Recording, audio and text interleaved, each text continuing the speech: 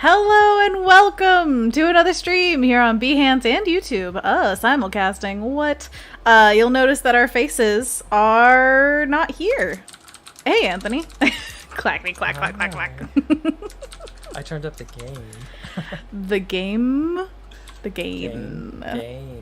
We're trying to deal with audio, so if you guys feel like I'm way too loud, the music's way too loud, or Anthony's way too loud, doubtful, then let us know. And I'm so glad to have you guys here. Kendall, first in the chat. Gold star, Kendall. What's up? Woo, woo, woo, woo.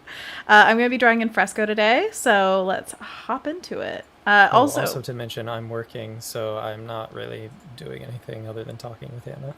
We're chit-chatting. I'm gonna read the chat. If I miss something, I'm so sorry, but you guys are amazing at chatting, and I'm not that amazing at reading, so it just balances out in the wrong way. So today we were working in Fresco. This is a little sketch I did of a chipmunk and some blueberries, and I did a little color test right here of the color gradients that I've been seeing on the blueberries in our community garden. We've been watching them grow. Basically, like, every day we walk down there and just leer at them and are like, oh, are you like Leer? it? I don't know if that's like a good word. King Lear? We are waiting for them to be ripe so that we can eat them. I don't know if that's like really nice to a blueberry, but Okay, in that context, I guess leering works. We're waiting for them to be ready. Like, but anyways, I love blueberries, and there are 5 million of them at this community garden where they allow us to pick anything. There are signs everywhere being like, all the fruit outside the fence, go ahead and pick it whenever it's ready. And everything coming in so slowly, it's painful. I'm just like, oh. But the blueberries are usually the first. So very exciting. Very ready for that. Are blueberries ready to eat where you are? Let me know. And also I wanted to just... They're in my freezer, so yes, indeed. I've got some frozen blueberries as well. I put them in pancakes, and they are good. Speaking of snacks, I'm going to post my drink to Snackaroos, because I can't share it. Oh no, my file is too powerful, it says. iPhones. Psh. Get yourself some crunchy pixelation, you know? I don't have an iPhone. Or whatever you have, Pixel. Something fancy. It's literally called Pixel. You have a lot of them. Anyways, I wanted to highlight once again, Oh Boy a Toys. Oh my, there's Reflector. Get out of here. Get thee gone. Okay, so, yes, this is a... Oh, golly. This is a good way to do it, right? Yeah. Oh, yeah. Look at Venusaur! You've seen him before. The best way to do it. And Bulba and Ivy back there, respectively. And, yeah, go check out Anthony's links below. He is a toy photographer and retoucher, so if you need any creative juices, he got them. Just like creative blueberry. Juices. Yeah, that's what I'm going to post on Snackaroos. My creative... What? Why is that gross? Oh, sorry. No, just go on. I ain't judging. You said it first. I forgot you could hear me. I sketched out a few other things. I was thinking of maybe like close-up blueberries and the distant swallows, because we've had a ton of swallows flying around our area lately. And capybara, and is it persimmons or mandarins on their heads in that video? You guys have seen that video, right? Sure. Anthony has, right? Oh, no. Heather says Anthony is not as loud as Anna, so yell, Anthony. I'm so sorry. Oh, good. We got Did peaking and softness. Did I turn down my gain? What happened? I don't know. Maybe, here, let me try. I can turn up the desktop audio just a little bit, and I'll turn down the music so that hopefully that equals down a little, or out a little bit. Speak now, or forever hold your peace. Hello, testing. This feels like it did 5 minutes ago. You lied to me and said it was fine. Hello, hola. And Taylor says, Mandarin oranges, I'm with you, Anna. Oh, thank you. And by the way, we're doing basically a series of fruits and animals in this like abstract style that I've been doing lately. And it's real fun. And at some point we're going to have to do turtles, obviously, or tortoises, or just Yuri in particular, eating his favorite fruit, which is probably strawberries, which I already did with a dog, but you know, we'll work it out. We'll give him some delicious something. Heather, Back to the lizard. we're still working on the lizard. I can also open that up anytime. The title is just Fruity Animals, so really we can work on whatever the heck. So we could start a new one. We could do an old one. It no matter. Heather says, haha, hi, Anthony. Jessica T says, borrow the capybara. Oh, I love it. Can I borrow some sugar? I finally did it. Heather says, better, just no mumbling aloud. Exactly. He must project. Oh, dear. Elocution. Dear Anthony. Taylor says, turts. I actually haven't fed him strawberry. What are you doing, Taylor? Feed him some strawberries right now. He needs them. He's a growing boy. All right. So first process thing with this is figuring out what the color comp is going to be of the whole piece. Now, of course, I did this little color study of the berries themselves, which I just love the way that berries are, the blueberries, like how they go from this very pale seafoamy green to... Oh my, what was that? I was cracking my knuckles. No, I was opening the You kombucha. lies. Hey, Joe's in the chat saying, hey, happy Pride Month. I forgot to say happy Pride, everybody. Whoop, whoop. Learn about all of our queer history in the world and do your best to support whoever, yourself, your friends, your family, anyone you know. The gays. Yes, exactly. Support the gay question marks. Taylor and the says, gay exclamation marks. Oh my gosh, exclamation points. Taylor says, I've given him cantaloupe and watermelon. Okay, that makes up for it because those are delicious. And man, I want watermelon right now. If I haven't mentioned yet, we are cameraless today. 2 reasons. So one of them was I was hosting Adobe Live this morning, if you didn't catch that. This was with Chris Blackstock. It was amazing, and we're coming back for day 2 tomorrow, so you can catch that in the replays. And also, today is 1,000,000 degrees. It's not as hot as it was yesterday. I'm dying, Anthony. I'm dying. I might need to get up and get a cold pack in the middle of this. I honestly might. But yeah, just, I don't know, give me your sympathy, please. Give me sympathy. And I hope I survive, because I do not deal well in extreme weather of any type.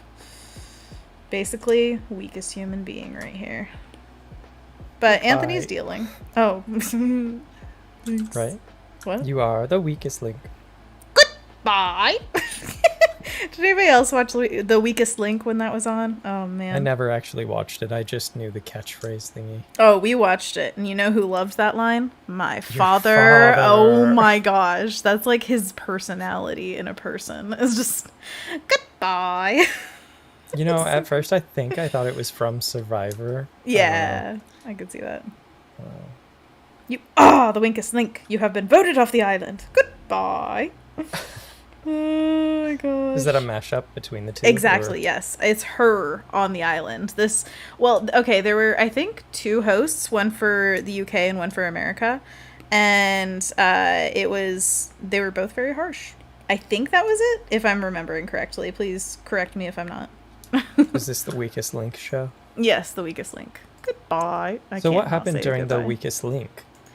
It was basically like a question show, like Who Wants to Be a Millionaire, but with the people around you were all answering, and if they got a certain amount of questions wrong or made a bad impression, or there was like a whole meta basically, because you could vote out your fellow players, and whenever you got voted out, so it is like Survivor, then she would say, "You are the weakest link. Goodbye," and then you would like leave the stage in shame. I highly recommend just watching an episode. I mean, it's just basic trivia stuff. Not basic as in easy. It's nigh impossible on those shows to get everything right. They're like, oh, so here's a wildly different topic. Here's a very specific thing. You have to study the world, blah, blah, blah. But not in like a Jeopardy way. Oh. No, I think Jeopardy is a little more fair. I think things like Who Wants to Be a Millionaire and The Weakest Link are looking for specific types of questions that I'm betting they dole them out in a way that's like there's an algorithm where it's like, okay, here are a few questions that the general populace will know, so they think they're smart, and then there are a few questions that are just to eliminate people and be like, oh, they're getting too close, here's a question they definitely won't get. At least that's my theory. I feel like today's current algorithm says you are the weakest link, goodbye to a lot of people. What? For what? Just people that don't get favored by the algorithm, and they just have Are you talking about Instagram? Instagram, Twitter, anything. They have a hard time getting traction with content that they post, I guess. Just because the algorithm doesn't favor them, or YouTube is like, no, not you. Do you think that's one algorithm, or is it multiple? Because I don't would know imagine. how things work. You're me on the Discord. I'm like, saying, does this link work? It's personified as you are the weakest link. Goodbye. Mm-hmm. No matter which robot's doing it. By the way, Heather says, OMG, weakest link, haha. Am I bringing back memories? Thank you for me. Thank you so much, Kendall, for posting not only all the rainbow flags, but also the character design Adobe Live from this morning. And Kendall says, lol, I only watch Doctor Who episodes of The Weakest Link. Oh my gosh, you have a diatribe on the Discord about Doctor Who, and it's amazing. A 5-hour video that it would be lost on me because I've never watched. Well, not only that, but did you see the chunk of text that Kendall put on the Discord? Oh my goodness. Speaking about the 13th Doctor, I guess. What season are we in? Doctor. Kendall knows. I know not. And I'm very appreciative of everyone's vastly different knowledge about things. Like Kendall, we could just be like, oh yeah, so tell us about Doctor Who. And I mean, honestly, Kendall's a bad example because she knows everything about everything. We ask a question and Kendall's like, well, in 1857, you would be perfect for Weakest Link, Kendall. Oh man. Rin says, I hope you find comfy ways to cool down. You know, we've been looking into getting an air conditioner and they're so expensive, but the thing about our apartment complex is they're like, yeah, we'll rent you out a air conditioner that fits we have like a little port on the side of the apartment built in for it, so it's basically like ready to go if we rented it, which sounds great, right? They're renting it out for $100 a month. And how much is it to buy one new? About $300. So we could either buy one or rent one for 3 months. Well, I guess it's more of a invested one, and next year you won't pay at all. Yes, but then you have to pay for the electricity. We have to like keep it somewhere, and you know how tiny the apartment is, and it's just like in my garage. It's fine. Oh my gosh, Anthony offering his garage on the stream. It's been offered multiple times before. I don't remember this, but yeah, cool. You were like, I have a lot of clothes and nowhere to put them, and I was like, under the bed, and you're like, that's James's closet, and I was like, well, you could store stuff at my place.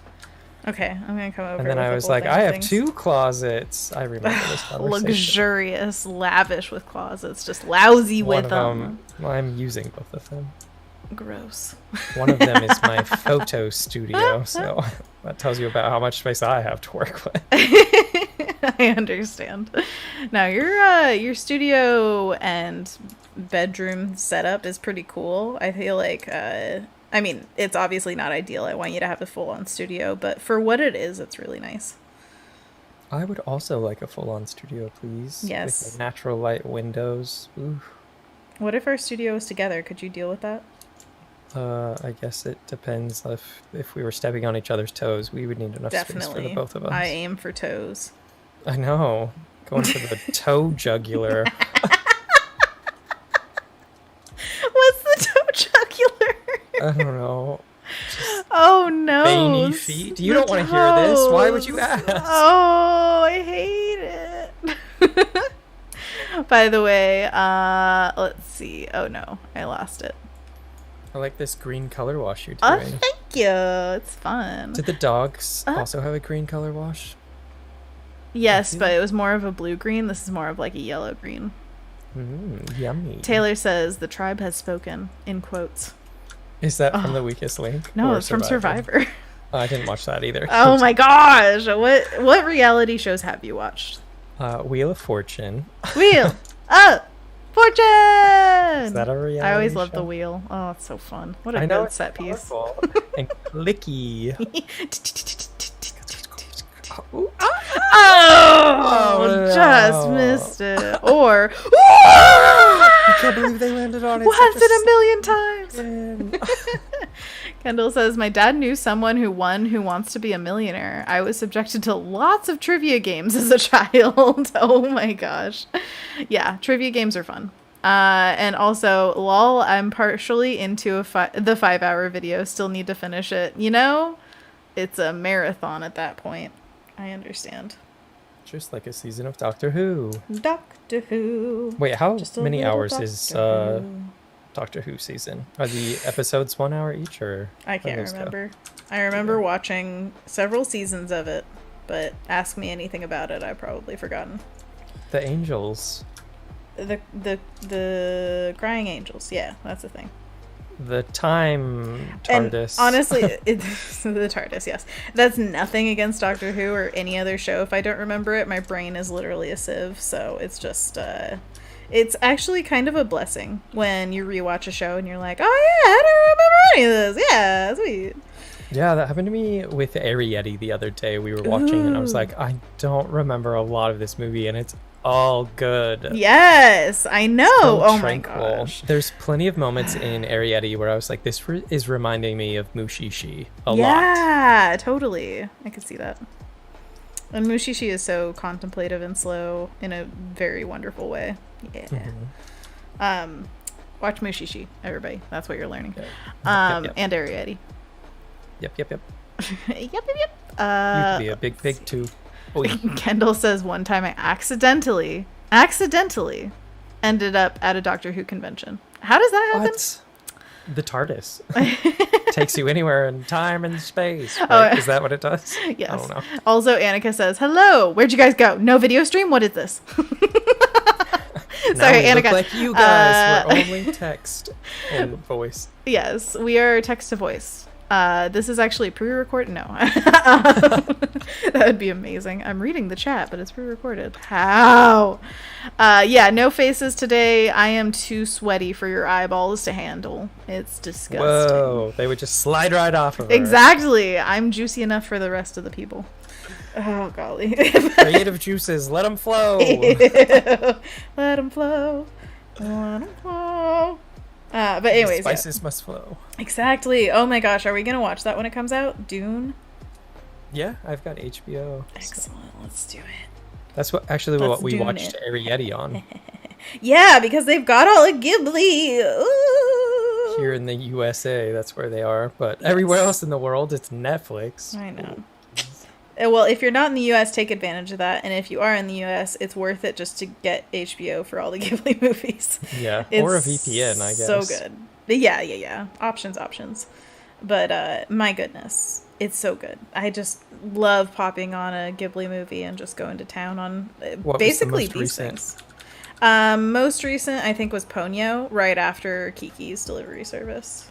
Oh yeah. Oh, except James started watching Mononoke, but behind, I was listening to YouTube videos, but he was listening to that. Mononoke is amazing, and I appreciate it, but it's not one of those where I'm like, I gotta watch it. You know what I mean? What am I Were you doing Oh. some fan art of Kiki's recently? I was, kind of, yeah. I was like recreating a piece from it in my style. But then the file started saying it wasn't readable. I don't know why. What is happening with all your files recently? I feel like multiple times a month they're just like, I'm corrupt. I'm cursed. Somebody hated the stream and they were like, may all your files burn. And then I was like, no, what did I do to you? And they're like, I don't like you very much. They didn't have a good reason. I mean, I can't think of one because I am me. And so, Right, civvy. Yeah. It's my civvy duty. What? Like civic duty, but your brain's a civ, so it's your civvy duty to forget. I mean, that's one way of putting it, you weirdo. Was it you? Did you curse me? Yeah, that was just me. That was me just then saying those words. I know it's hard to tell because you can't see me, but it was me. I said that. I said that thing that you heard. Oh my gosh. Yeah, okay. By the way, in the chat, we're getting exterminate from Annika. If anybody knows Doctor Who, you get it. You get it. Oh, man. Annika also says, what is this world? The confusion goes deep. Oh, man. Alessandra's had a rough last 2 days. I'm so sorry, Alessandra, but I hope you get back to illustration whenever you feel like it, and whenever you feel the inspiration hit like a lightning strike to your brain. And also hope you feel better. Let's see. Oh, Kendall's giving us the tea about this accidental thing. Okay, so this is my Kendall voice. I literally ended up at the TARDIS convention by pure chance. That's not how Kendall sounds at all, but I'm going with it. I went for Thanksgiving in Chicago to visit family. The Saturday following, we were already sick of turkey, so they took me to some. Isn't after this morning's stream. We're sick of turkey. Gobble, gobble, gobble. So they took me to some seafood restaurant, ... Just so happened that the restaurant happened to be the one connected to the hotel where the TARDIS convention was being held. Rolled up in the car and was like, why is everyone wearing a fez? If you don't know, one of the doctors wears a fez. Fezzes are cool.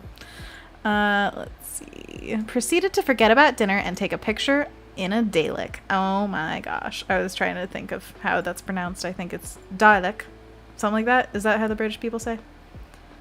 I have no idea. It's a Dalek! That's my memory, so if it's wrong, just blame my brain. Kendall says, I didn't even know the convention existed until I got there, and my family didn't even know what DW was.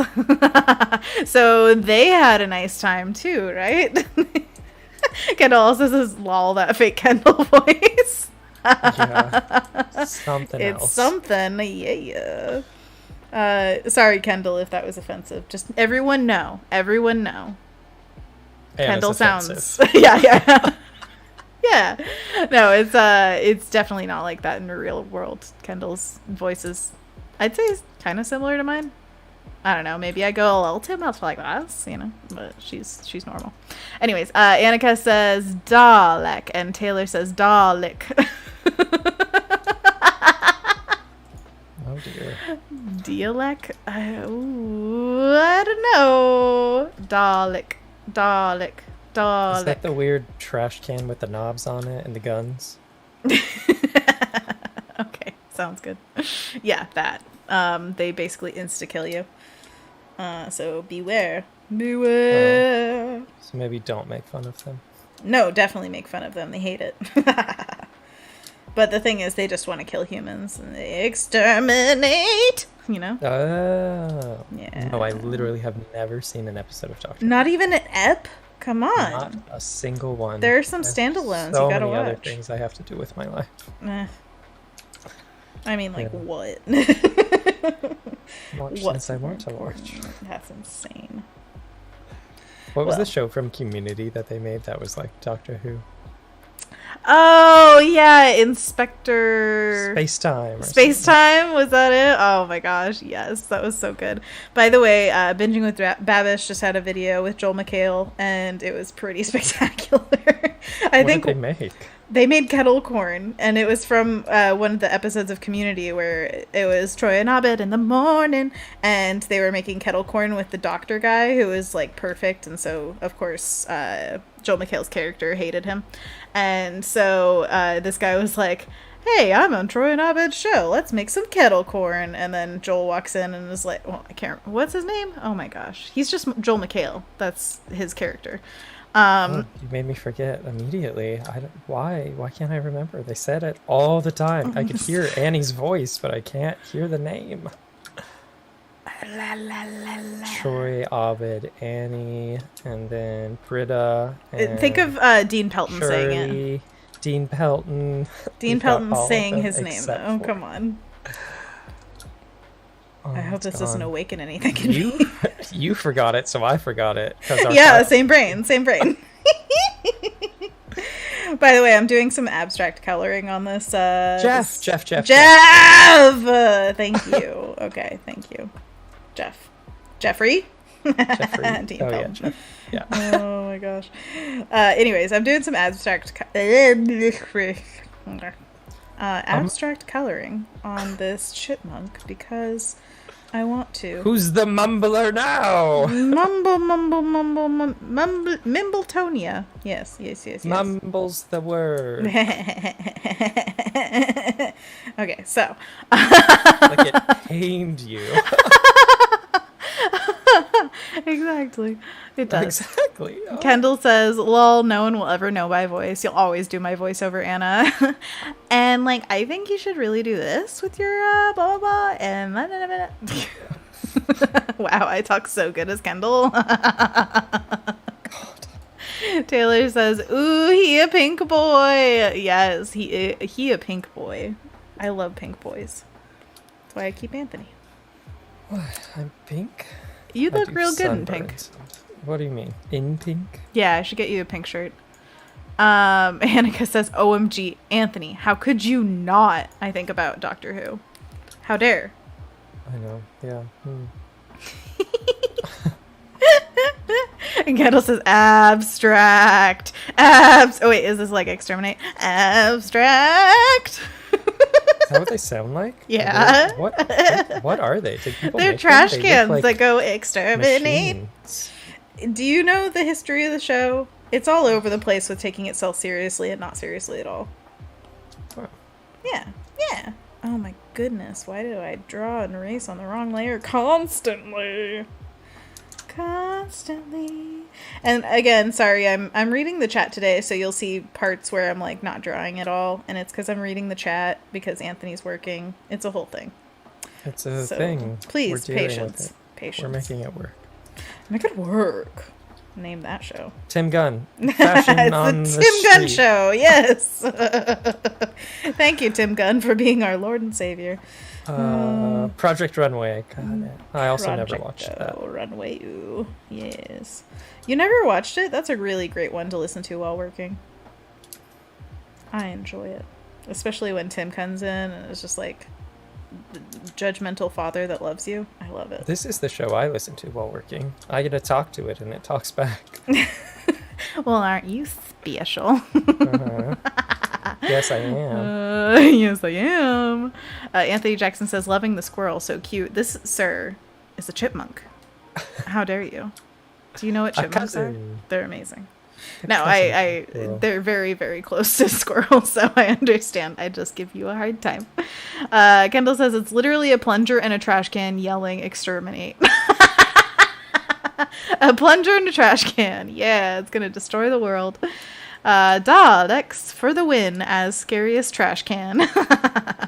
They're basically like instant death whenever you see them, so they're supposed to be scary. Ooh, the one episode I do remember and I really enjoyed was the library. That big library. Oh, and there was astronauts and scary shadows. Oh, it was great. Kendall says Daleks. Oh, yeah. And then Annika says, ooh, yes, I like Project Runway. I mean, it's classic. Annika also says, wait, Anna, did you host someone today? I did indeed. It was Chris Blackstock. We were doing character design, not character design. And he designed an awesome, it was basically, I mean, most of it was working on the silhouette and then sketching a creature that's turkey, snail. It was going to be snake, but we kind of ditched that a little bit. Now it's got barnacles. And it was Mary's river turtle, which I think we should definitely draw one of those at some point because, oh my gosh, they have just a tuft of grass on their head. He called it a mohawk of grass, which was amazing. And I'm like, how have I never seen this? Oh!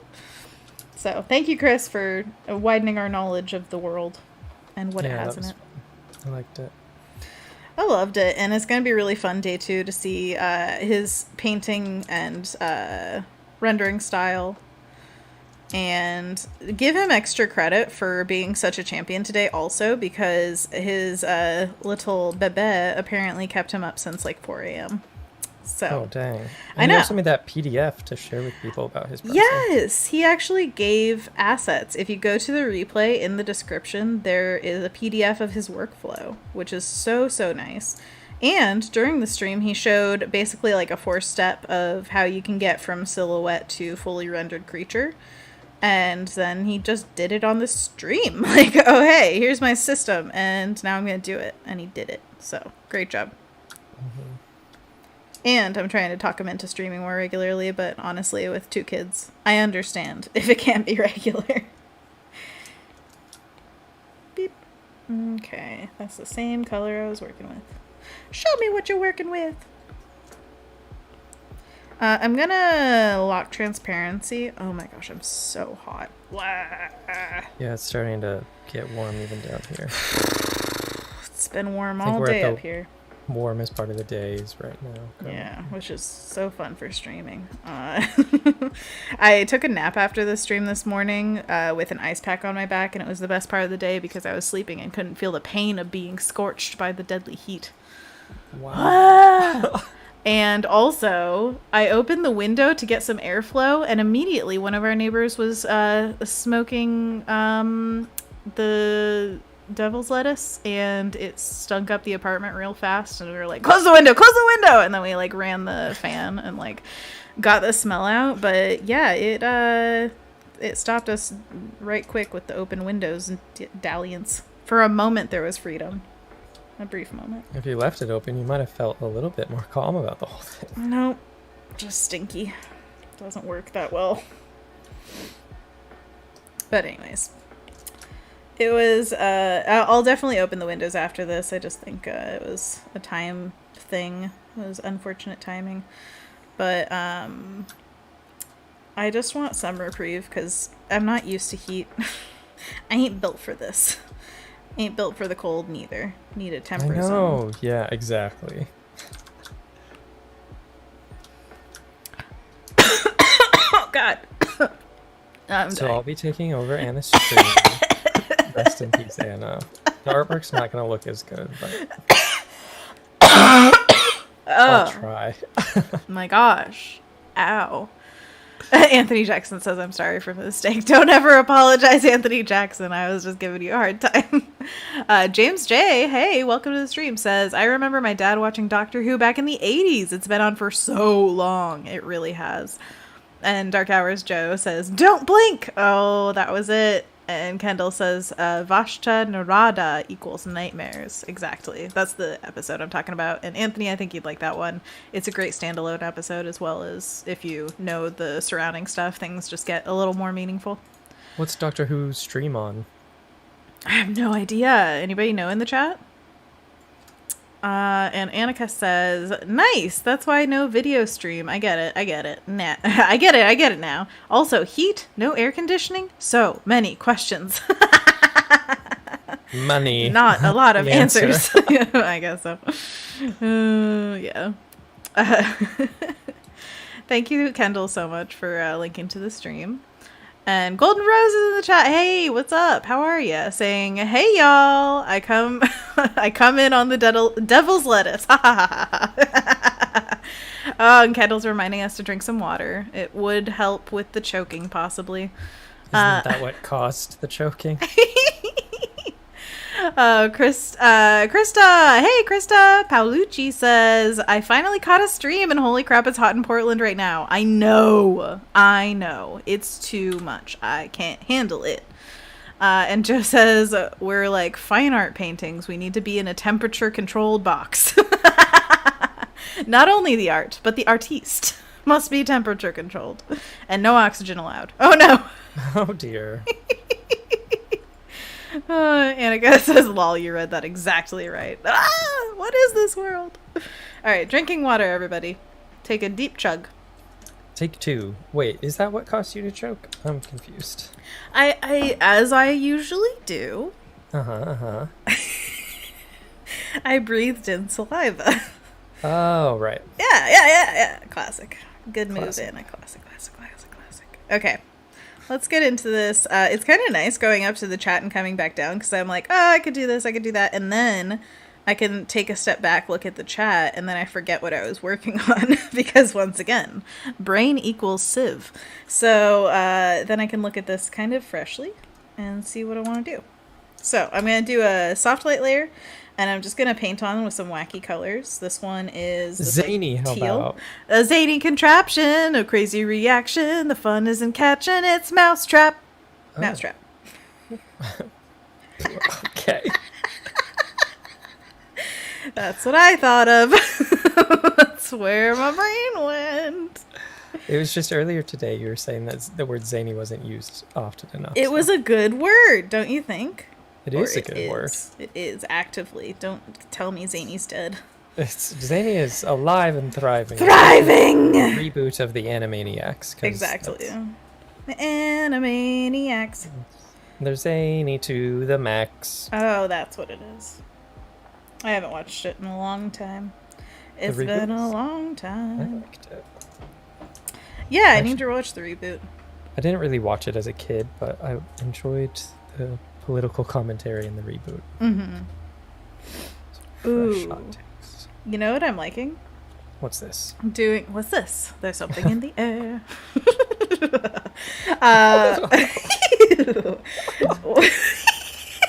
No, I'm really laughing. Stop it.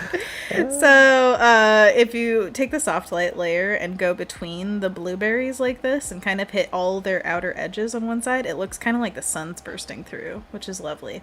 And it's something that I kind of discovered on another little sketch that I only posted that one to Patreon. It was that mossy lady. And it was like this moment of kind of realization where I don't know if I can articulate this very well for you guys, but I'm going to try, okay? So, I'm going to need a brush to show this. So, what I'm thinking is, if there are blueberries, let's say, this could be any object that is either close together or far apart. So, these ones have a distance between them, you can see that. But then this one is a little bit closer of a distance, like that. There's just this tiny little distance in between. And I'm thinking that the distance between objects can kind of give you this illusion of intensifying light. Where it's like, if all three of these are backlit, let's just fill them in real loosely. Like, okay, they are all solid and backlit, so the sun is behind them. Then we can take a really strong sun-like color, and between the two that are really close, have it really hot and be like, okay, the sun is bursting through there, that kind of thing. And then the ones that are further apart, they can still have that effect a little bit, where it's like, okay, there's some light coming through, but it's not that intense. But when the objects are closer together, I think that intensity should be upped. So that it's almost like when these blueberries, between them, we could have just a little bit more of a hot sun kind of creeping up through here and overlapping the edges and stuff, bleeding through. But in areas that are bigger, like this one over here, it's just a little more subtle, where it's like, okay, it's there, but it's not as hot as in here. Does that make any sense? Yeah. Okay, cool. Awesome. Cool technique. I like it. So, yeah, it just makes it feel like there's some glow happening. It's visually interesting. And once again, these pieces are all about abstraction and playing around to find what you like. So there are no rules, just right. There are no rules, just right. What restaurant is it that has that slogan? Is that a thing? Oh, absolutely. Like a bad sentence. I'm Googling it. It's happening. There are no rules, just right.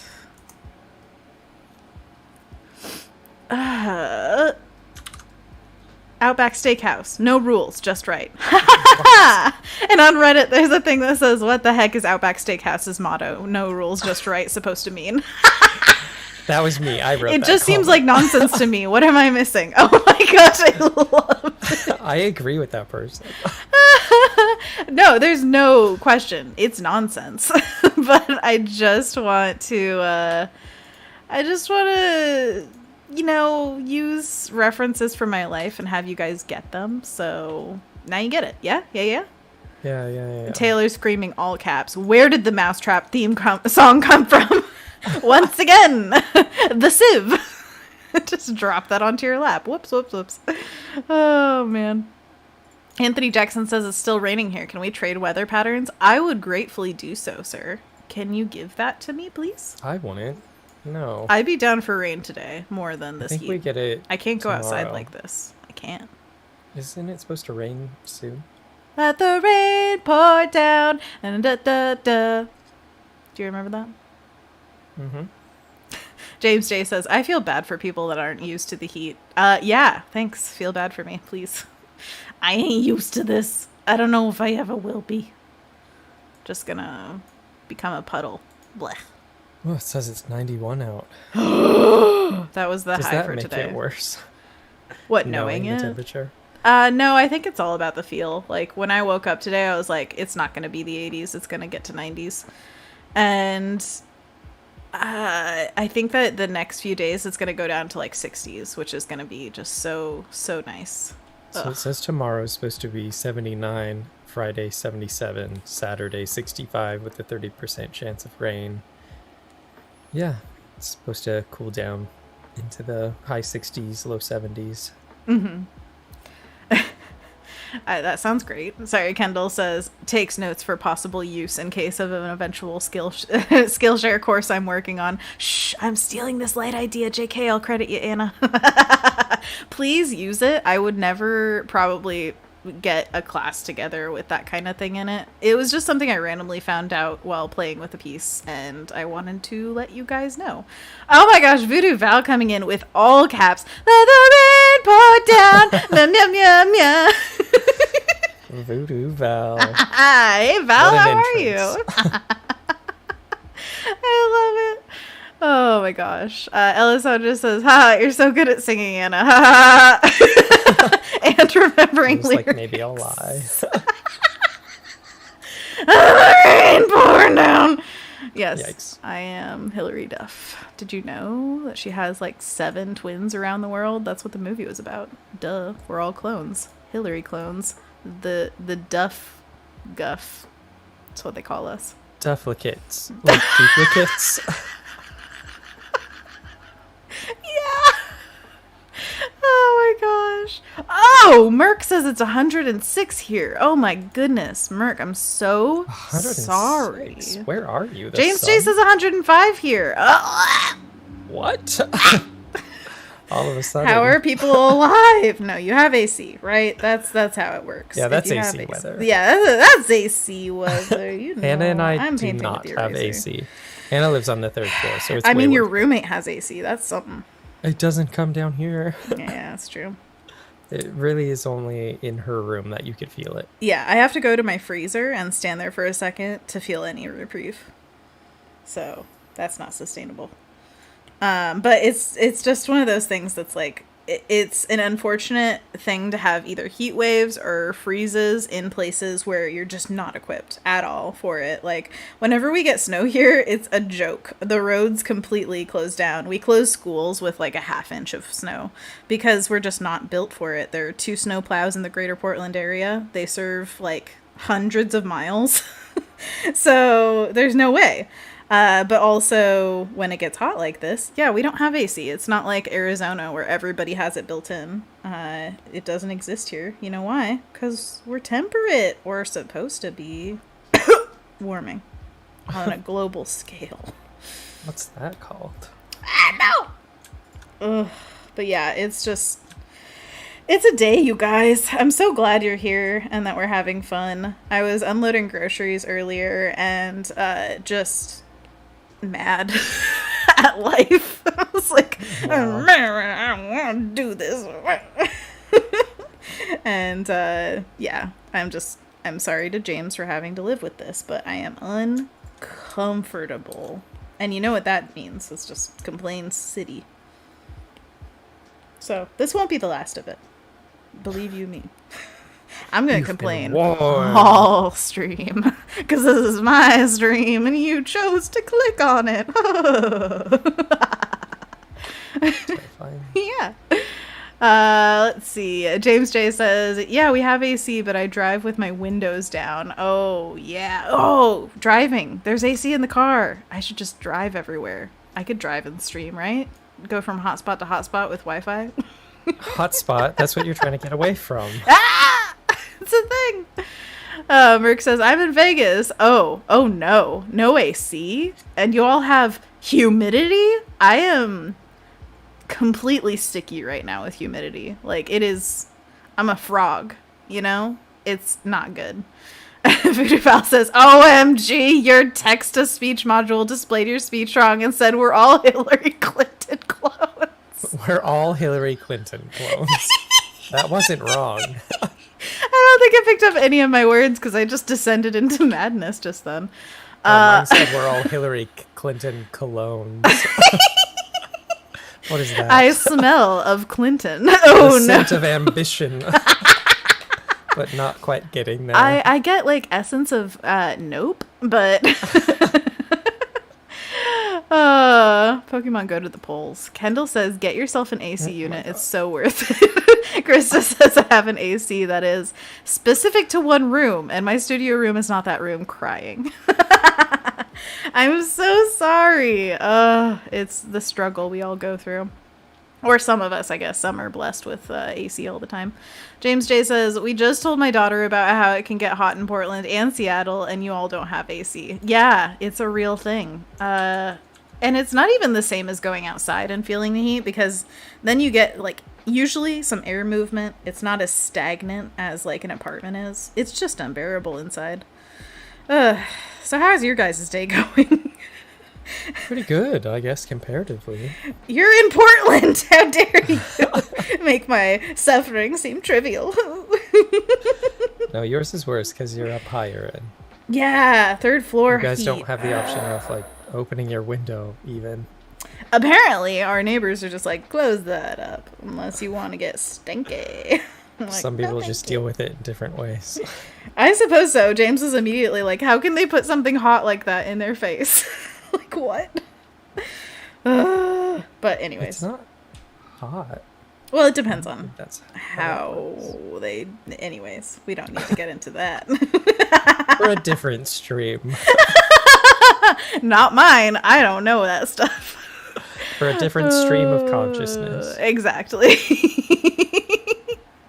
I painted like 2 lines and the chat's already full again. Dang you guys. Yeah. Oh, tell me about it. Tell me about it.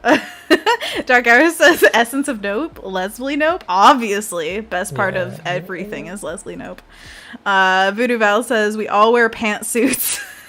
Wait, pantsuit and really, really hard loafer shoes? Oh no! This is our army of Clinton bebes. But it's so different and less whimsical than the Duffs. Darn it! But we make that bank. Exactly. Oh, and the haircuts. Oh, the haircuts. The haircuts and the power suits, or whatever they're called. Yeah, that's the pantsuits. Yeah. Pantsuits. I mean, what was it on... Oh, there was an episode of Parks and Rec where they went through all of Leslie Knope's suits for April to wear. And oh golly, I can't remember the name they came out for it, but it was a great one. Anyways, Anthony Jackson says, just gotta beat the heat. Water, ice cream, slushy, Dippin' Dots, bubble tea. Oh my gosh, I want boba so bad. Dark Hour says, I'm giving blood away for science. Woo! Oh my gosh, Joe, get it. Thank you for doing that. Science, thanks you. Give it, not getting it. She's giving it. Give it. Give it. That sounds really creepy. Like, can you imagine your nurse who's giving your or getting your blood? Come here. Give it. Ew. Grace, where Grace has to get like a blood drawn, and it was a new nurse, and she's like, I've practiced on oranges. I think I'm ready. My nightmares. Oh, golly. I'm really grateful, Joe, that you're giving blood. I don't want to hear anything about it. I'm sorry. I'm really squeamish around End things of like conversation. That. It's over now. But great job. You're a hero. Yeah, what blood type are you? Wait, are you asking me or Joe? Joe. Joe. I know Joe, you already. Joe. You know my blood type? I don't know yours. Wait, do I? Yeah. Is that somewhere in the sieve? When did I get rid of it? When you donated your blood. Oh no. Just went right out. Whoops, Your whoops, brain whoops. blood. Ew. You're O positive, which is universal donor, isn't Don't it? tell people that. They're going to come for my blood. Are they? Vampires, yeah. I'm A positive, which I thought was fun because it's like a positive person. Exactly, which you are. You know, it's real cute. Which Bob from Bob's Burgers is also a universal donor. Oh, no way. And Linda is celebrity. A positive. I was like, oh, Anna's Bob and I'm Linda. We're married. Obviously. This is what the chat already thinks, so it's fine. I'm sure James has no problems with this. Val says, Dippin' Dots! Oh my gosh, yes, Dippin' Dots are The ice fantastic. cream of the future. I don't know if they really beat the heat very much, but sure. I mean, cold stuff's good. I took a nap with the ice pack on me just to survive. Fred Meyers is having a buy one, get one free on Tillamook ice cream. Oh my goodness. Yes. Are you going to get, like, how much freezer room you got? Because, like, fill her up. I had enough for 2. Mudslide, mudslide, mudslide. I got mudslide last time, so this time I went for caramel pecan and I think it was called waffle caramel swirl, waffle cone swirl or something like that. Pretty good. So good. Actually, Anthony, I kind of did that. What do you mean? Oh, you made it. End of sentence. No, I kind of did that. What? No, so I was gonna surprise you with this, but it's just so topical I have to say it. Surprise me with it. Yeah, you're gonna come over in a few weeks. Not even a few, like next week. Yeah, not even a few, like next. It's like 1 week from today. So Anthony is fully vaccinated, as am I. James is in his 2-week period of becoming T-celled up from the vaccine. And so once we are all fully vaccinated, Anthony's going to come over for like 3 days straight. And we're just going to celebrate the heck out of life and just have a time. So and ice cream. I just got mint extract, so I'm gonna make some mint ice cream with chocolate. But the thing I was gonna tell you is that last time I made it ice cream, it was just plain vanilla, which is, you know, good but a little boring. And so I wanted to add in concretes, some mix-ins, and yeah, get it gritty. Anyways, why does it tell me not to erase? What are you? Oh, wait, it's just saying erase with brush. Okay, that's fine. Anyways, so I didn't have much on hand. I had some chocolate chips, which I usually stream melted chocolate into freezing ice cream as it's churning, and it's stracciatella, and it puts these like little delicious flakes of chocolate throughout the ice cream, like just enough to give every bite a texture and some flavor. Oh my gosh, it's good. Anyways, so I had this melted chocolate on hand. It wasn't quite ready to put it in the ice cream yet, and so I thought, what could I do with this? And I brought out graham crackers, and I dipped them in that chocolate foley, and I put them in the freezer, and they froze. And then once the ice cream was done, I had put the chocolate into it, the excess chocolate, all that jazz, put it in the freezer, and then like, I don't know, maybe 20 minutes later, I take it all out, ice cream and the graham crackers covered in chocolate, and I mix it all together. And I'll tell you what, the most delightful crackle of chocolate that leads to the lightest, most airy, frozen graham cracker. You are all about that chocolate crackle. Oh my gosh. It's kind of like when we got honeycomb, which is like a caramel with baking soda in it that they cover in chocolate at some places. And it's just my favorite thing in the world because it's just an intense crunch along with chocolate. Oh my goodness. Anyways, I'm gonna do that again wholeheartedly because like that was so good. Amazing. I'm excited for it. Okay, good, because it's coming your way. Making my way downtown. So if anybody has any ice cream things, let me know. I actually also on that batch of ice cream got the base of the ice cream, the creme anglaise, cold very, very quickly, and so it became a delicious, delightful texture, like creamy but light, no crystallization. It was just delicious. So I have to say, might be one of my best ones yet. What's one of your worst ones yet? Has anything not Oh no, there's no bad ice cream. It's all good. But I'd say really good ones, it's just a texture thing, really. It never really is like, oh, that flavor was nasty. Although, actually, one time I did try, do you remember Milk Bar? It's a place in New York that has a bunch of specialty desserts. Vaguely, yeah. I think and you may have gone with Ashley. It was a pretty small shop, wasn't it? Yeah. It's very small, but they have a cereal ice cream there where they soak the milk that's used for the ice cream in. Well, they have cereal in it, and then they take the cereal out and like sieve it. So I tried that, and that was the one that like we didn't eat immediately. It was just kind of like sitting around for a little while because we didn't really like it that much. So I guess there was a success, a failure. But it was still good. It just wasn't like, oh, nom nom. Ooh, my favorite thing. Yeah. Also, one time I made peanut butter balls that were covered in chocolate as well. And they, I think, were just too sweet. In order to get a ball consistency where you could like roll it up and stuff, I had to add a lot of powdered sugar that the recipe called for.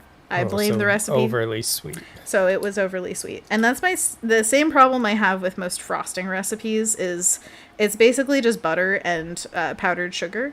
And so it becomes this overly sweet thing very easily. And if you don't put enough powdered sugar in, you're left with a buttery mess that's not good frosting. So it kind of forces you into using it. My workaround has been using cocoa powder as well. So it's a chocolate frosting, but the cocoa powder absorbs and basically gives that same effect of powdered sugar, but without adding any sweetness. In fact, taking it away because it is a bitter. So anyways, that's my diatribe about frosting. I know you all wanted to know.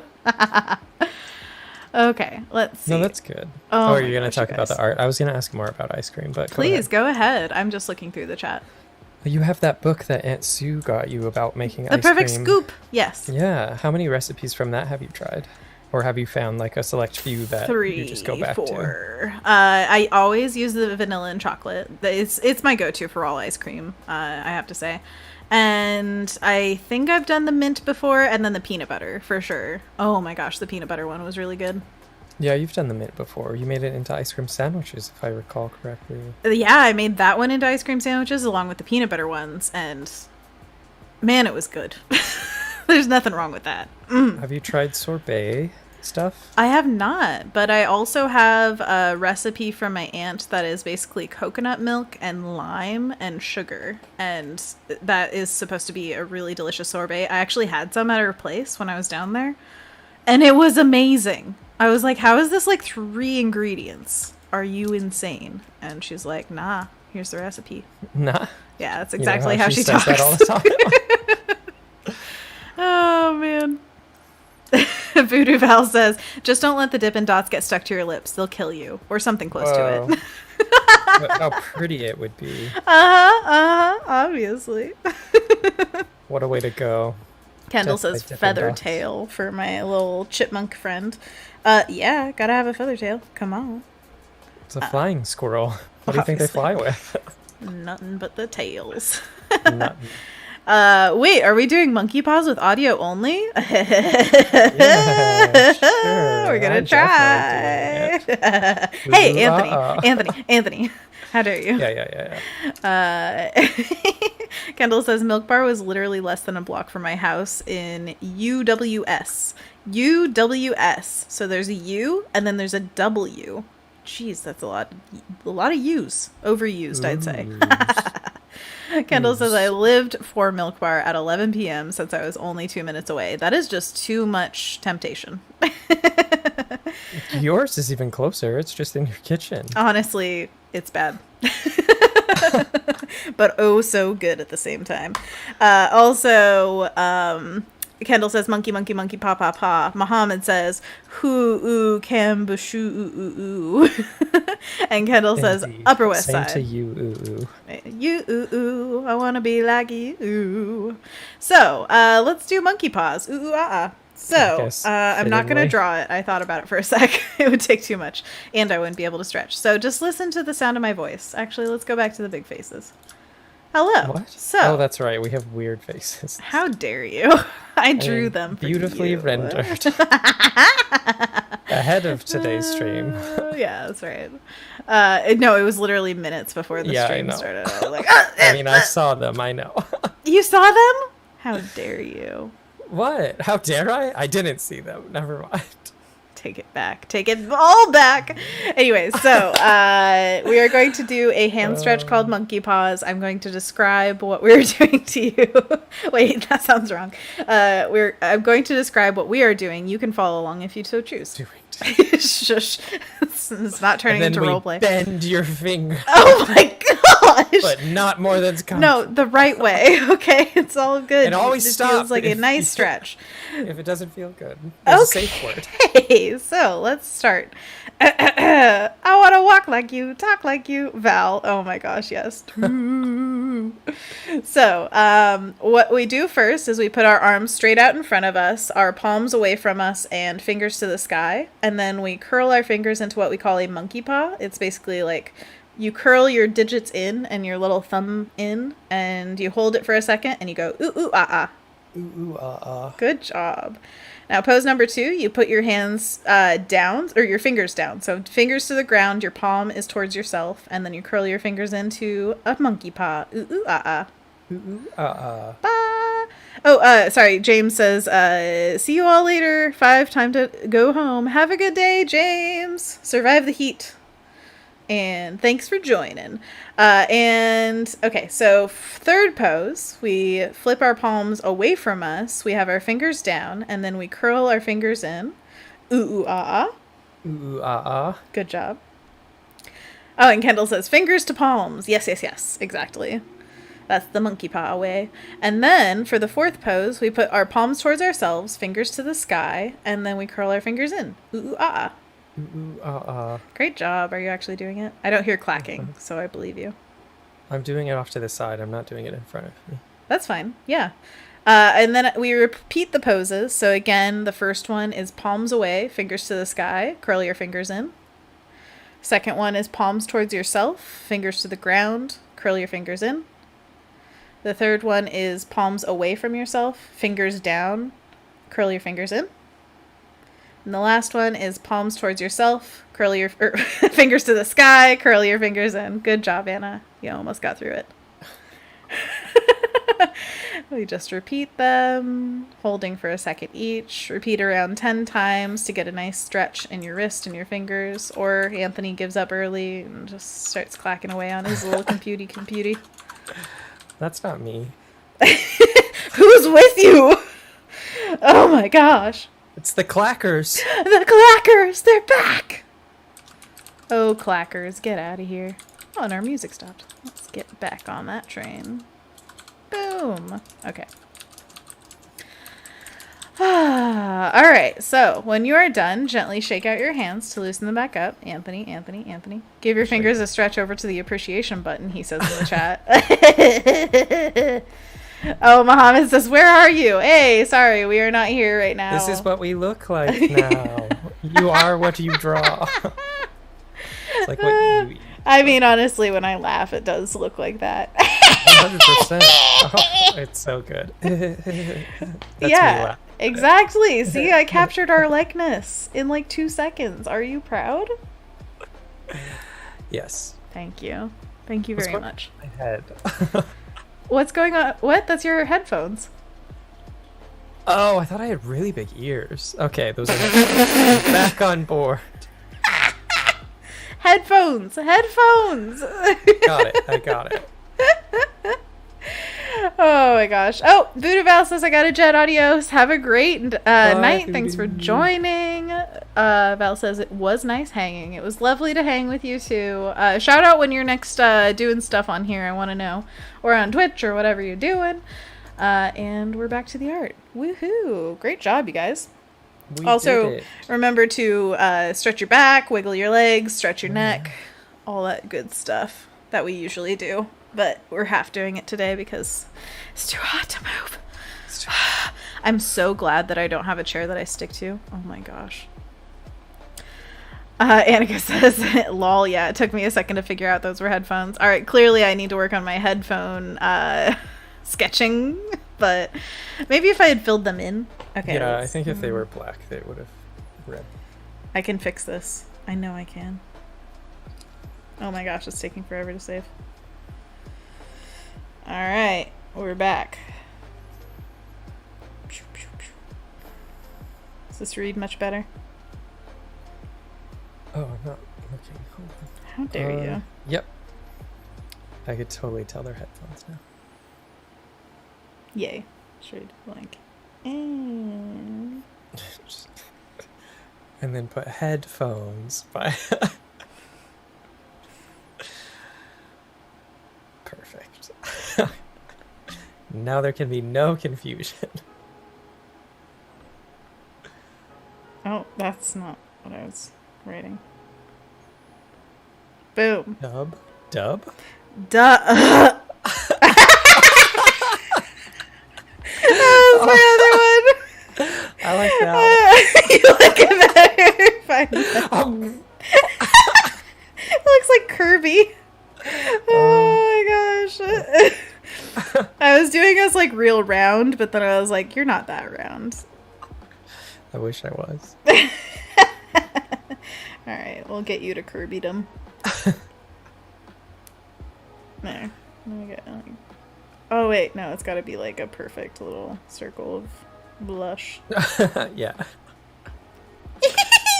Oh, amazing. And then... You look like a Gorilla's character. Yes! No, I've been working on more expressive mouths, so this is what came of that. I was studying Soonmin Im? Oh my gosh. Wait. Yeah. Soonmin Im.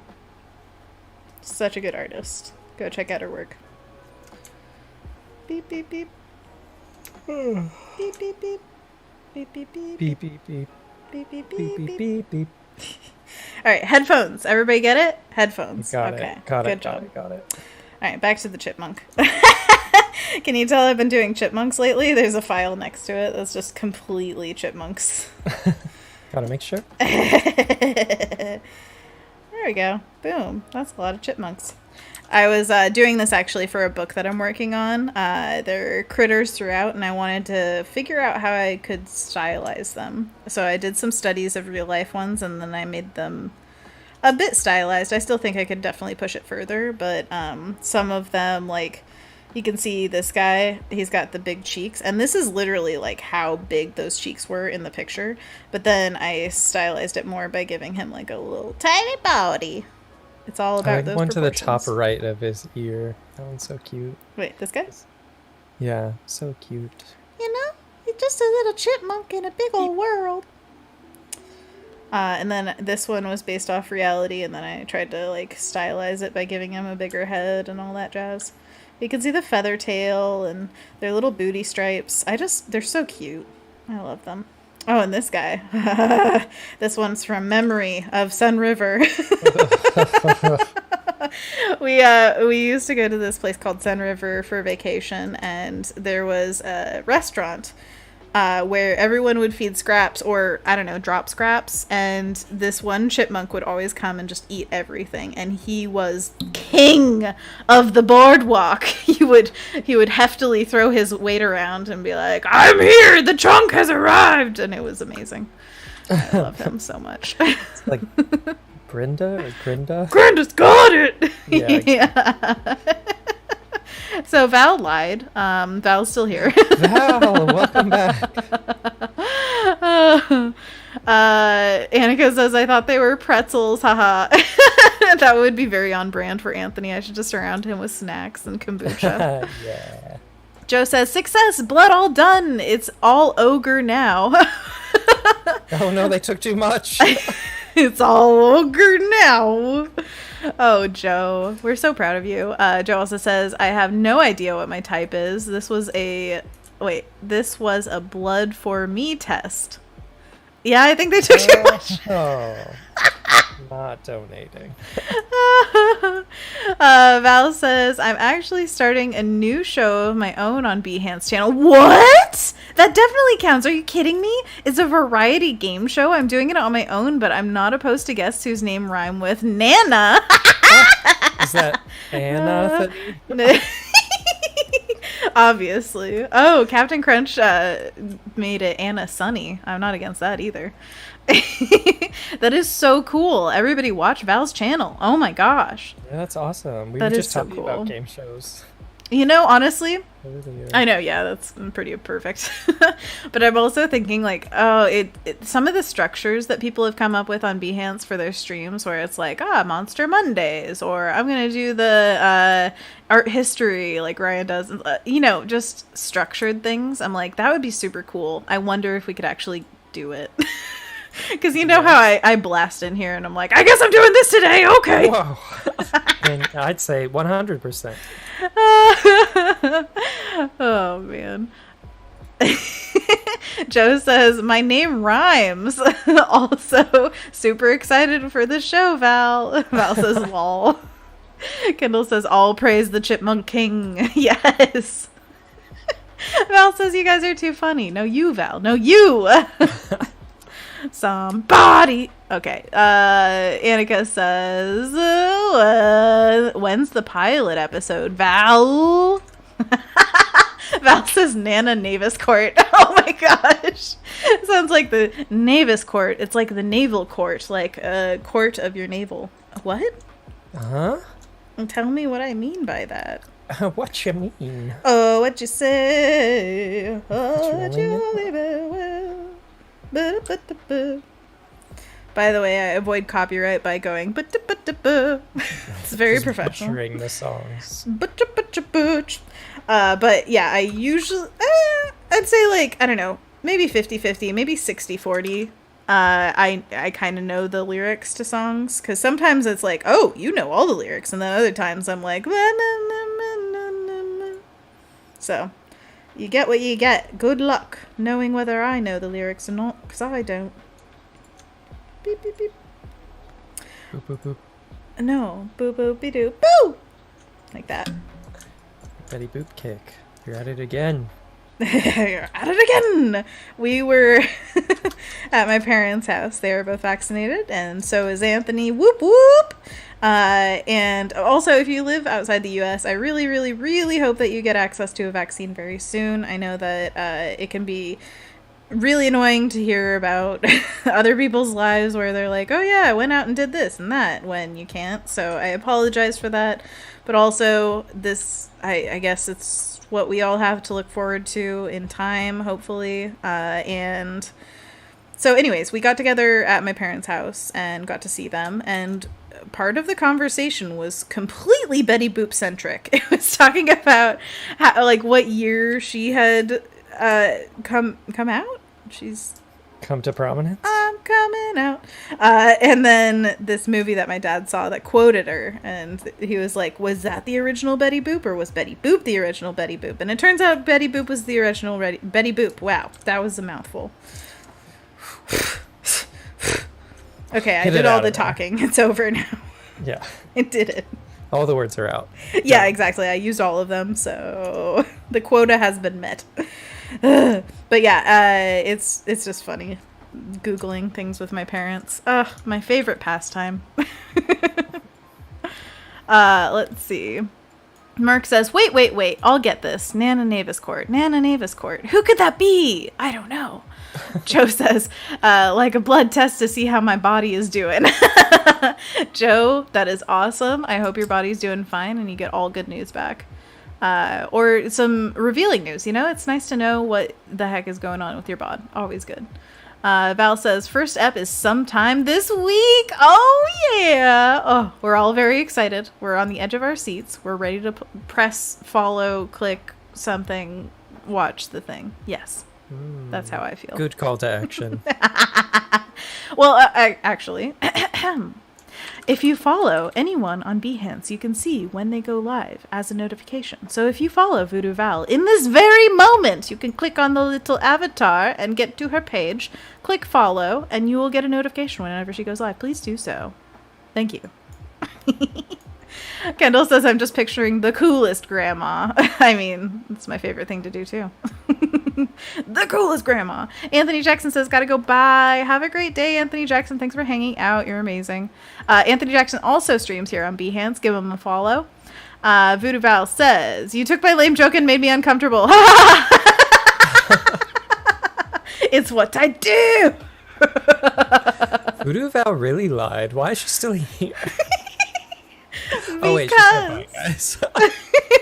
Now I have to go for real. Oh, no. No, I have to go for real. Bye. We love having you. Bye. Yeah, I was just kidding. Don't actually leave. Anthony kicked her out. He's so Oops. Rude. Get out of here. Go. We don't want you. Oh, Merc says, I was just thinking the other day about how much I missed the design off. So I'm looking forward to this, Val. Heck yeah. Oh, Joe says I'll be fully vaxxed next week. Woo! That's so exciting. Yay, yay, yay, yay, yay. We love to see it. Everybody being so good and responsible and healthy and yay. Future times. It's good. Future times. Future times. Do you ever think about this time last year where it's like, oh yeah, this is the time where I was like, oh, I don't know how long this will be, blah, blah, blah. And now it's like vastly different, but in a good way, hopefully, where it's like there's a light at the end of the tunnel. Good times. It's so hot. It's so hot, Anthony. Do you feel it in your blood? Like Joe? Yeah. In my blood, on my skin, around me. We will survive. Are you drinking enough? Yeah, I've got water and kombucha. Okay, good. And my own sweat that's dripping into my mouth. When I was, what was it, putting away groceries, that's when I started to sweat so much it dripped into my eye. Ugh. Oh, that's the worst. So bad, yeah. I hate it. Luckily, the stream this morning was early enough to not be horrible, but, yeah, you know. You looked very well composed. Thank you! Wow, I was wondering if there was going to be a sheen that gave me away. No, but luckily the artwork was the main focus on the thing. As it should be, absolutely. Yeah, that stream went really well, and I hope that you guys get to see what we come up with tomorrow. Because, man, it's fun. Was that the door? James? Yeah. You good? Okay. Making sure being robbed? He's okay. No, do not alert anybody. I will be there in 45 minutes. Oh, okay, right. Good job. It'll be a while. My knight in shining armor. 45 minutes late. No, we're totally fine. I think you dropped something, so it's all good. So you're totally fine. James is a question. Oh, yeah, he's under a bookcase right now. We'll deal with it in about half an hour. Yeah. We got a stream to do. Come on. We're joking, we're kidding, we're jesting, just by the way. I'm always afraid somebody's not going to get the sense of humor. You'll miss the sarcasm, and we'll just be horrible people in your minds. I'm always scared they're going to miss the genuine moments because we're so sarcastic and jokey all the time. Oh, yeah. I love you, Anthony. You're a wonderful person. Oh my gosh. You deserve the best in the world. Stop it. Come here. Give me a hug. Come here. Give me some sugar. Give me some sugar. I actually prefer cocoa because it's less sweet. Oh my gosh. I take it all back. You're insufferable. I love cocoa. I'm very particular about my sweets, okay? You're my stylist skill. I work with this thing constantly in my hand. Where did it go again? Do you do that? I've had it in my pocket sometimes. I've never put it in my pocket, but I don't have pockets on most things, so. Oh, a blessing and a curse. Exactly. Can't lose anything in your pockets if you don't have them. Yes, scream that at me. Yes, please. Don't have them. I'm putting a star in this eye because I wanna. It's a theme that carryovers from the carryovers, yeah. Exactly. Carry over. No, carryovers. Carryovers. Carries over. That's her name. This is the name of the chipmunk, is carryovers. Carry. Overs. Boom, nailed it. You know how we do. I can make your hands clap.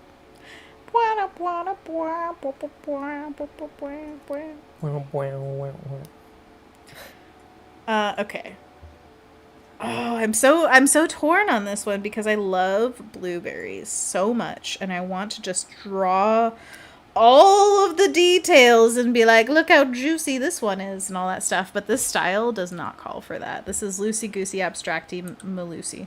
So I'm gonna try to fight the urge to go too detailed and just dance. It's gonna be okay. Nothing. Wait, copyright? Not yet. Keep going. Doo-doo. Got me copyright timer on. Oh man, thank you, Kendall, for posting so many links in the chat. You're awesome. Kendall says, I'm excited because my brother got his J&J shot like less than 8 hours after landing in Seattle after coming from overseas. Oh my gosh. So wait, he's comes back in the States? back Is he on his way to Colorado? back in the What's he USSA. doing in Seattle? Tell me about your brother. Tell me everything, please. I want to know. So with the color and value balance of this piece, I feel like there's not balance. It's very carry heavy, carryovers. And so what I'm going to do is play around with some of the colors that we have over in carry, and I'm going to carry them over to the side. Just to mess around. Mess around, mess around. That was... What? Nothing. Look at where you are. Look at where you're going. Look where you're going. Oh. Look at where you started. I like how she oscillates between, like, scary baritone. Hello. Whoa, interesting stuff it's doing. Corrupting the file. Yeah, probably. Maybe save Oh it. no, oh no, it's happening. It's happening. Oh, Saving. No. Also When I- duplicate it. Yeah, I'm gonna. But when I push a file too far, sometimes it gets all iffy. Lately. This hasn't happened ever before, but lately it's been happening. So, we're just for safety going to duplicate it. And that's all. That's fine. We're fine. We're not scared at all. We're fine. I'm a little scared. Don't be scared, Anthony. I put a rake brush on here all willy-nilly, and then I added watercolor brush expecting like, this will be fine, right? And it's like, I'm hot too. Don't torture me like this. Is it hot? Is it getting hot? It's fairly It's hard to tell. I just touched My the body's screen. 200 degrees, so I don't know what other things feel What like. is hot? Anyway. Oh, man. Kendall says he's back. He's visiting the sibling in Seattle first. Well, Seattle first, huh? Priorities. But that's awesome. I'm so glad he's back. Kendall says, and then there's friends also there because he... Oh, and there's friends also there because he went to college there too. That's so fun. Joe says, lol, Anthony scaring himself with his own voice. Oh, Anthony. Oh, Did I scare myself? What happened? Something happened. You just need to open your eyes. Not my ears. See Not what your you're weird saying? headphone pretzel ears. Yes, Hey, yes. just like I drew it. Just like I drew it. Hey, is anybody else watching Craig of the Creek? It's so good. I'm not. What? Get away from me. I only saw the 2 episodes so far. Get away! Get away, stay away. Stay away, get away. That's Arrested Development. Oh my goodness. Now it's lagging. Okay. Well, since this is a duplicated one, would it make sense to collapse some layers and just go from there? I don't think it's the layers. I think it's the brushes at this size. They're just like... No. But it's okay. It's not to the point where it's like, oh, I don't see what I'm drawing or anything. It's just every once in a while there's a little nip, nip, nip, nip, nip. Like a chipmunk. Yeah, exactly like a chipmunk. Exactly. You get it. You get it. I got it. Good. Get it, got it, good. Exactly. Right, no. Don't want that. Fingers up close look like naked mole rats. Oh my gosh. I did not expect you to say that, but sure. Yeah. Get ready for a bunch more of unexpected things. Um... How do you get ready for that? I'm honestly good shutting question. down in response. I have no idea. I Oh, can't. no. I can't get ready for it. I'm afraid. I feel fear in my heart, and that's all. Oh my gosh, torturous man. Everyone, just protect me. Beep beep beep. Okay, going in with the gold. Goldy, goldy, gold. I love gold. And then Help me, put it in a box before I... can't help myself. I don't know. Oh, wait, that was from Austin Powers, right? That's what we were quoting. I was quoting one line excuse that I me. know. Was I not? kind Was I of. not allowed? That was me. I was quoting it. You get your own thing. It's true. It did sound like I was saying that. I was quoting it. Get out. Kendall says, when you duplicate it, does it change the way the screen recording works? Never tested on duplicated files. What I'm actually doing right now is using a reflector, which mirrors my screen to the PC, and it does it in lifetime, so it's not like a screen recording. Lifetime. Is it? I don't know. I'm not sure how a reflector works. Don't quote me on anything. I don't know anything. That's about on par with what you say about most stuff. Thanks. Oh. Did you guys see the random squares appear? No? Where are we looking? What corner? They went away. It was just for a second. I just love your intrigue. You're like, what? But I like this. Oh, look at that. Carrie. Whoa. Very abstract. Yes, I like it. Ooh. Does it still read as a chipmunk with minimal lines?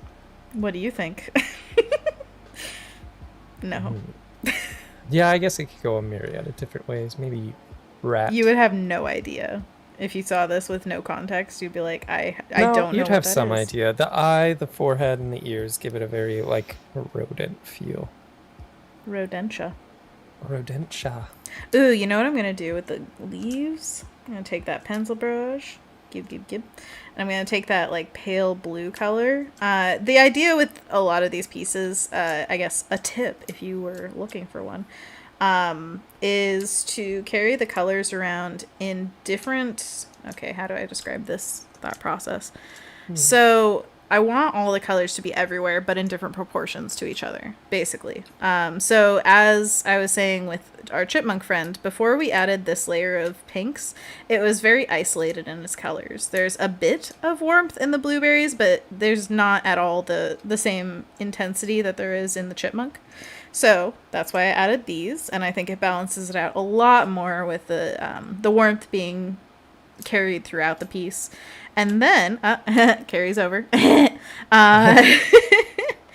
And then the other part that I was just thinking of is the blueberries. The blues, the pale kind of cooler colors here are not very mixed in. I have a little bit on the side of the face over here on Carrie, which I love that. And I want to give that to some of the leaves, and that's going to be my next step. But the thought process behind that is just to get the colors everywhere. But again, the key thing is in different proportions. So it's not that I want the blues to take over the piece. I just want hints of them on the leaves so that it feels like we have some color harmony throughout and nothing is completely isolated. So there you go.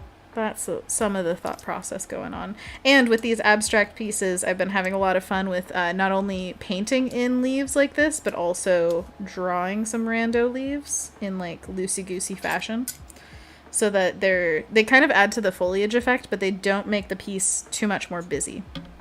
And that's just a fun little tricksy with this style of thing. Is your iPad flat on your desk right now and the Cintiq is somewhere else? Or what is it set up like? My iPad is flat on the desk, and my keyboard is in front of it, and the Cintiq is in front of that. Oh, is it Bluetooth Descending keyboard? So you're backwards. using keyboard shortcuts? On No, I'm just the- using the iPad. Ah. No shortcuts for me. Only Ooh. touch. what do Long they call them? cuts. Long path. Long path. Anthony call Long it? Path. What? That's my Hobbit name. I like that. No, the touch. What are they called? The Touch feel. of cotton. The magic. I'm on Yeah, the wrong layer. Darn it. I did so much on the wrong layer. It doesn't matter. I collapse them all anyway. So Squash them down. smash them down. You squashed it. Exactly. What was the thing I was talking about? We were talking about keyboards and the way your thing was set up. Oh, touch commands? Is that what they're called? When on here, like if you touch it with 2 fingers, it undoes stuff. So I don't need the keyboard for that. Oh, is that through the program itself? Does the Apple Pencil also have something on it? Probably. I don't use the Apple Pencil stuff though. Oh. But yeah, it's just 2 to undo, 3 to redo. That's kind of the learning curve of doing things like iPad programs, Fresco, Procreate, all that jazz. So it takes a little bit to learn those, but once you have them learned, everything's so easy. Like so much so that it's like it's just part of your brain. And do you ever find yourself... Oh, go ahead. I don't miss the keyboard. That's all I was going to say. I was going to ask, do you ever find yourself wanting some of those gestures while you're drawing on the Cintiq? Absolutely. Or in my sketchbook. I have double pressed on my page of paper. Amazing. I've said Command Z in real life when I do something. What'd you do? What do you want to rewind in time?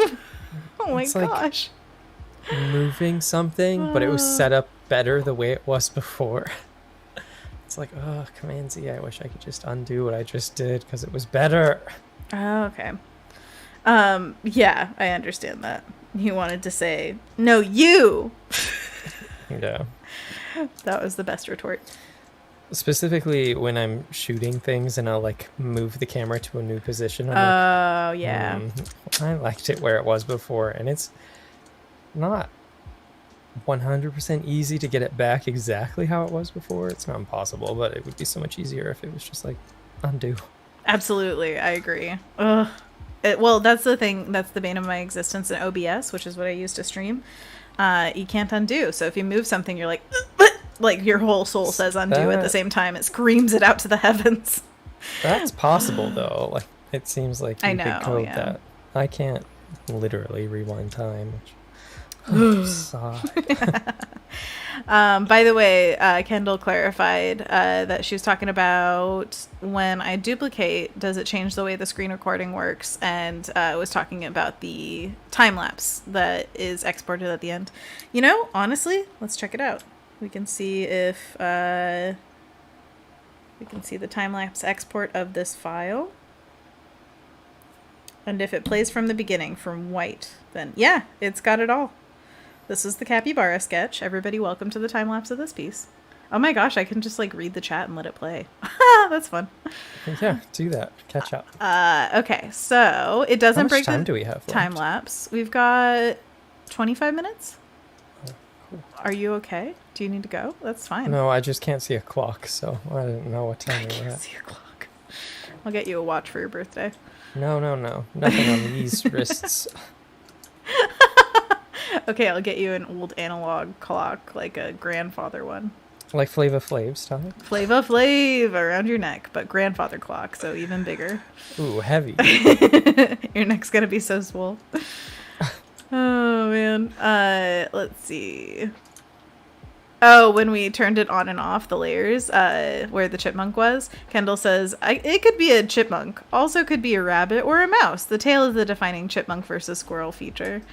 Kendall also says, the Apple Pencil has a touch thing on it, but I constantly hit it, so I turned it off. Same. I think I did too, because it's just annoying when you don't want it. Let's see. Do you think we'll see the squares appear? The squares? No, I don't think so. I think that's an error. That's an error, yeah. So, cancel, done. Cool. So, there you go. Time lapse up till now. Larice says, I'm not hearing any sound, and I don't know if that's intentional or if we're just doing chat. And Kendall is clarifying there should be sound. Did you check if the mute is on? We're not doing any video of their faces, though. Just audio in the screen. Ooh, I love this. Yeah, Larice, I hope that you can, if you're reading these words, we are using audio. So you can check whether the site is muted or if there's mute on the video, or if there's sound working on your computer or something like that. But yeah, we are using audio, so hopefully you can hear us if you troubleshoot it. And those in replay land, I just want to give a quick shout out to say hello. Thank you for watching. We love you. And we don't forget you, even though you're not live here with us. You are with us in spirit. And I got somebody in the Discord actually was saying, oh my gosh, I should find who they are. Don't want to just say somebody. What's wrong with that? Somebody. Exactly. Smar said, yay, not too late for Europe time zones, which is the 9:30 a.m. that we were doing today's live stream, and we'll be doing tomorrow's live stream as well. So I'm glad. I am so happy whenever people of different time zones can come in, because we are not intentionally avoiding your time. We just do it when it's good for our schedules. And I mean, it's not even good for Anthony's schedule. He's literally working right now, so.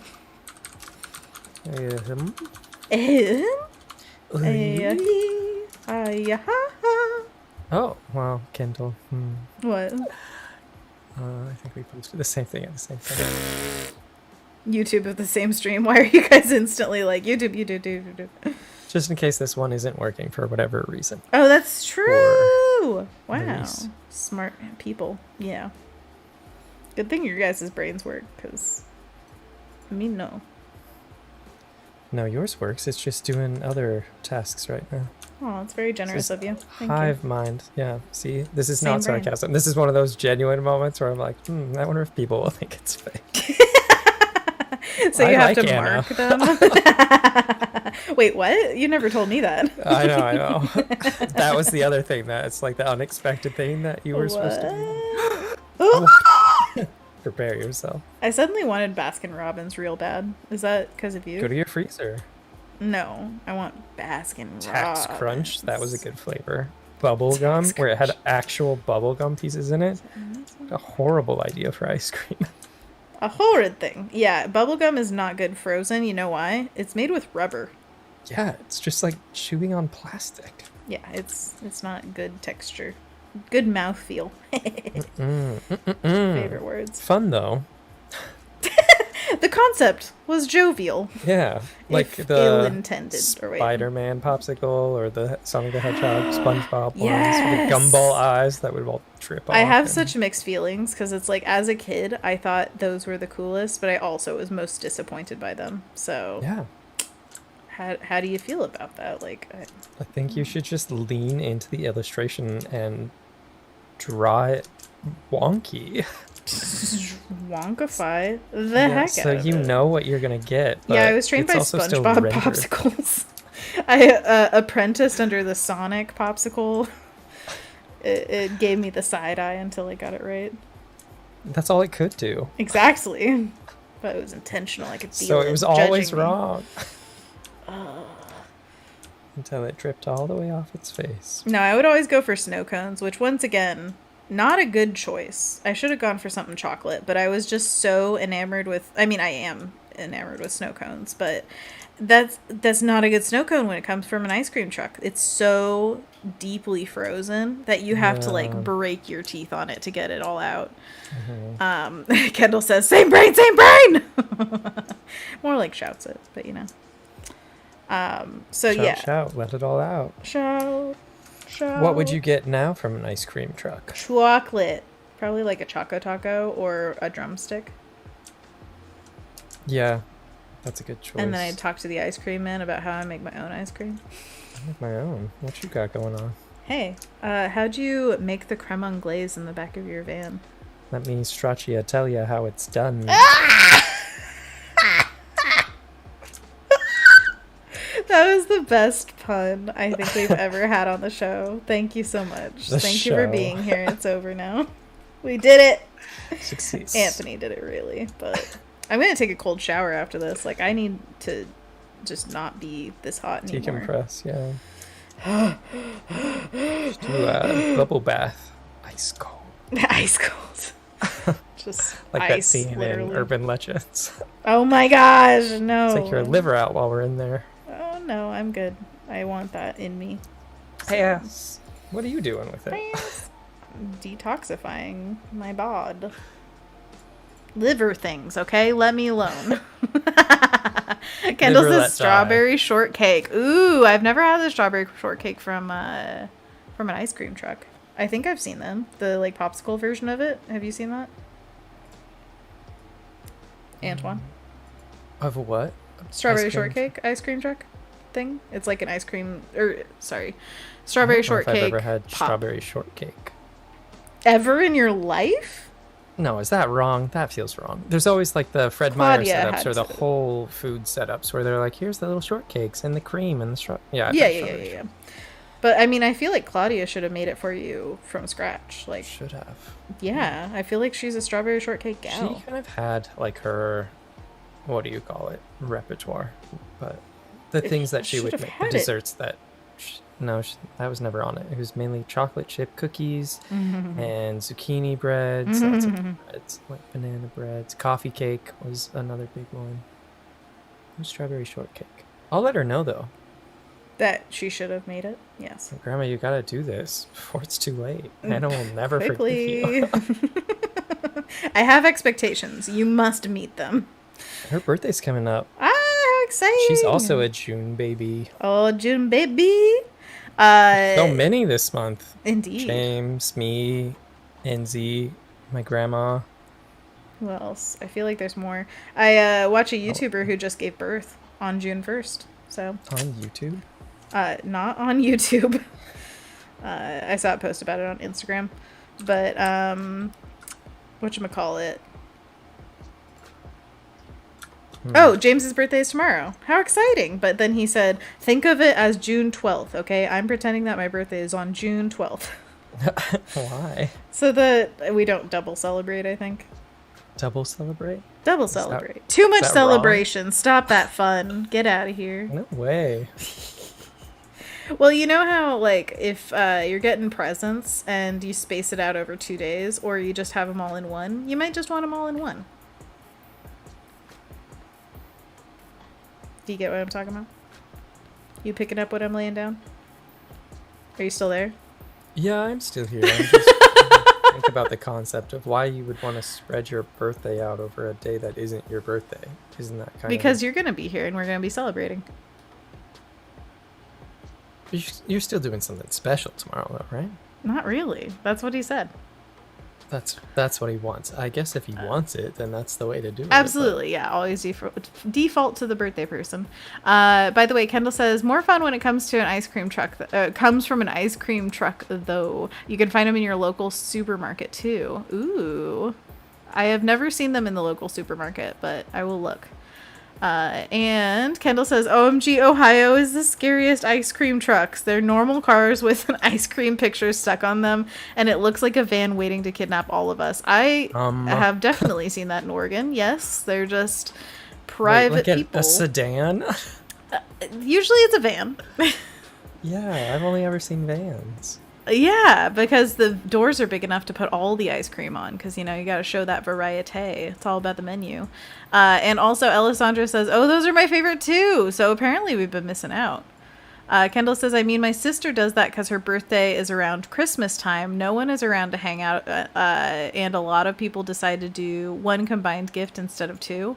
That makes me sad when you miss out on birthday because of Christmas. My brother's birthday is around Christmas, and I've always given him two gifts because I think that's just unfair. Okay, you don't do that unless the gift is bigger because it's combined. Then I understand it, but it's just, you know. Everybody else gets a birthday and a Christmas. Give them a birthday and a Christmas. If you celebrate that, just saying. Yeah, I agree. I lucked out. Mine's on the opposite side of the calendar. Yeah, exactly. We celebrate your half birthday in December. Yeah. And yes, Anthony gets 2 birthday celebrations per year. See, this is why I'm confused about the James thing. I'm like, wait, I don't get it. More birthdays are better, right? I'll do something for James's birthday by myself. Sounds good. I'm going to color some of these leaves completely different colors as well. I think maybe some of this pink will come in over here. Salmon. Clearly salmon. Actually, I am kind of impressed that we've kept to somewhat the layer structure that I had in the beginning. That is surprising to me. Why are you impressed? Why? Because usually I flatten and, like, get frustrated with stuff earlier. And now I'm like, it's still just a few layers, and I'm really liking it, so it's working out. What about you? Do you have any opinions about this piece? Any critique? Opinions. Wait, can you zoom out a little bit? Opinions? See the full thing. That's carryovers. Where did I write that? Here. Well, I mean, you're still working on it, obviously, but just first reads, like, the blueberries don't feel as prominent as the other fruit pieces. Really? Interesting. Do I you want more of them or bigger? The chipmunk is so vibrant. You're, like, looking right at that. And look at this chipmunk! There's no... I feel like there's not really any leading lines that carry my eye to the blueberry. I, like, just look at the chipmunk. Because there's so much contrast with the chipmunk on the background and then the star in the eye of the chipmunk. It's like double contrast. You have like, I only want to look at the chipmunk. Everything else is a really good note about the direction because, whoops, cancel.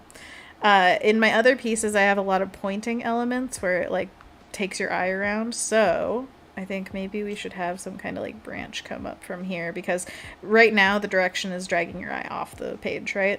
It's like you hit the end of the chipmunk and then it's like, bye. And so we need this to kind of curve up like that. And then we can go over. And these are doing a pretty good job of bringing it in. I think that this side is probably doing the best. We could curve the tail up a little bit more so that it feels like it's kind of bringing it into the plants. This is good notes, Anthony. Thank you so much. You're welcome. And easy to do because we're working abstract, baby! Yeah. Also, we could go a bit darker on some of these leaves so that we bring some of that contrast in that you're talking about.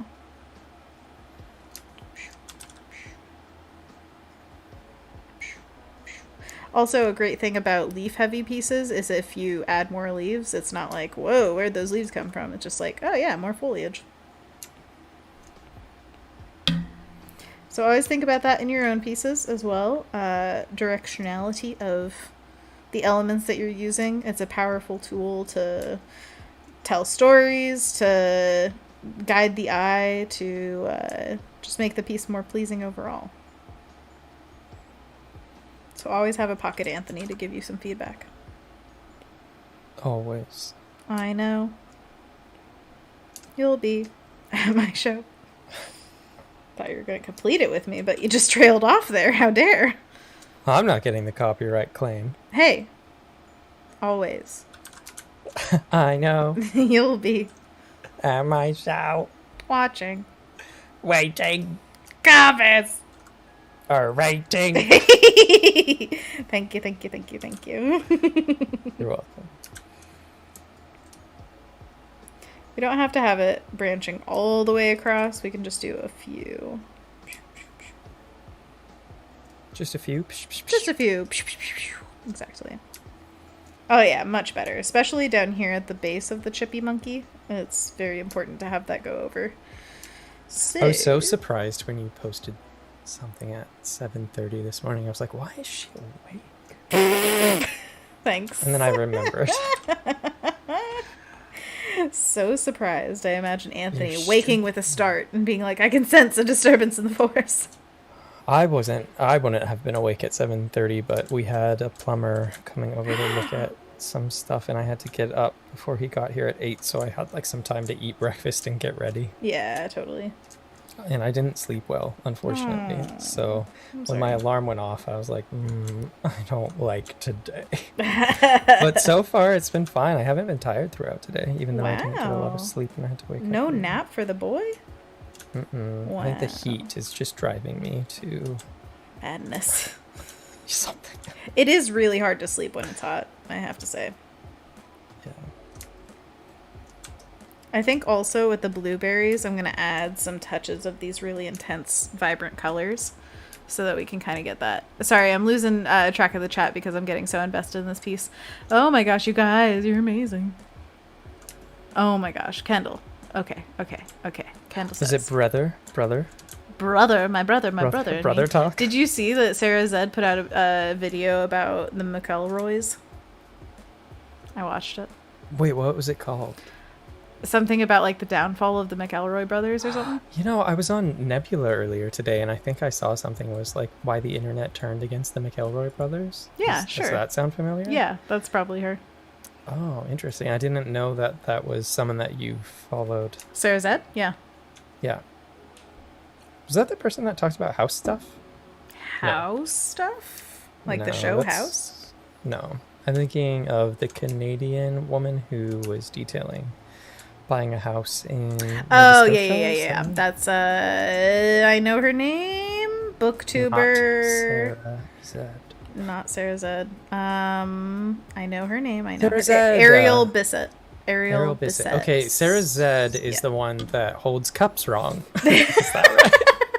That's how I know Sarah Zed. Literally in the video, she talks about how her fans, she can't get a perfect amount of tea in her cup because if they can see it, they're like, or wait, no, if they can't see it, they're like, there's no tea in the cup, it's all a lie.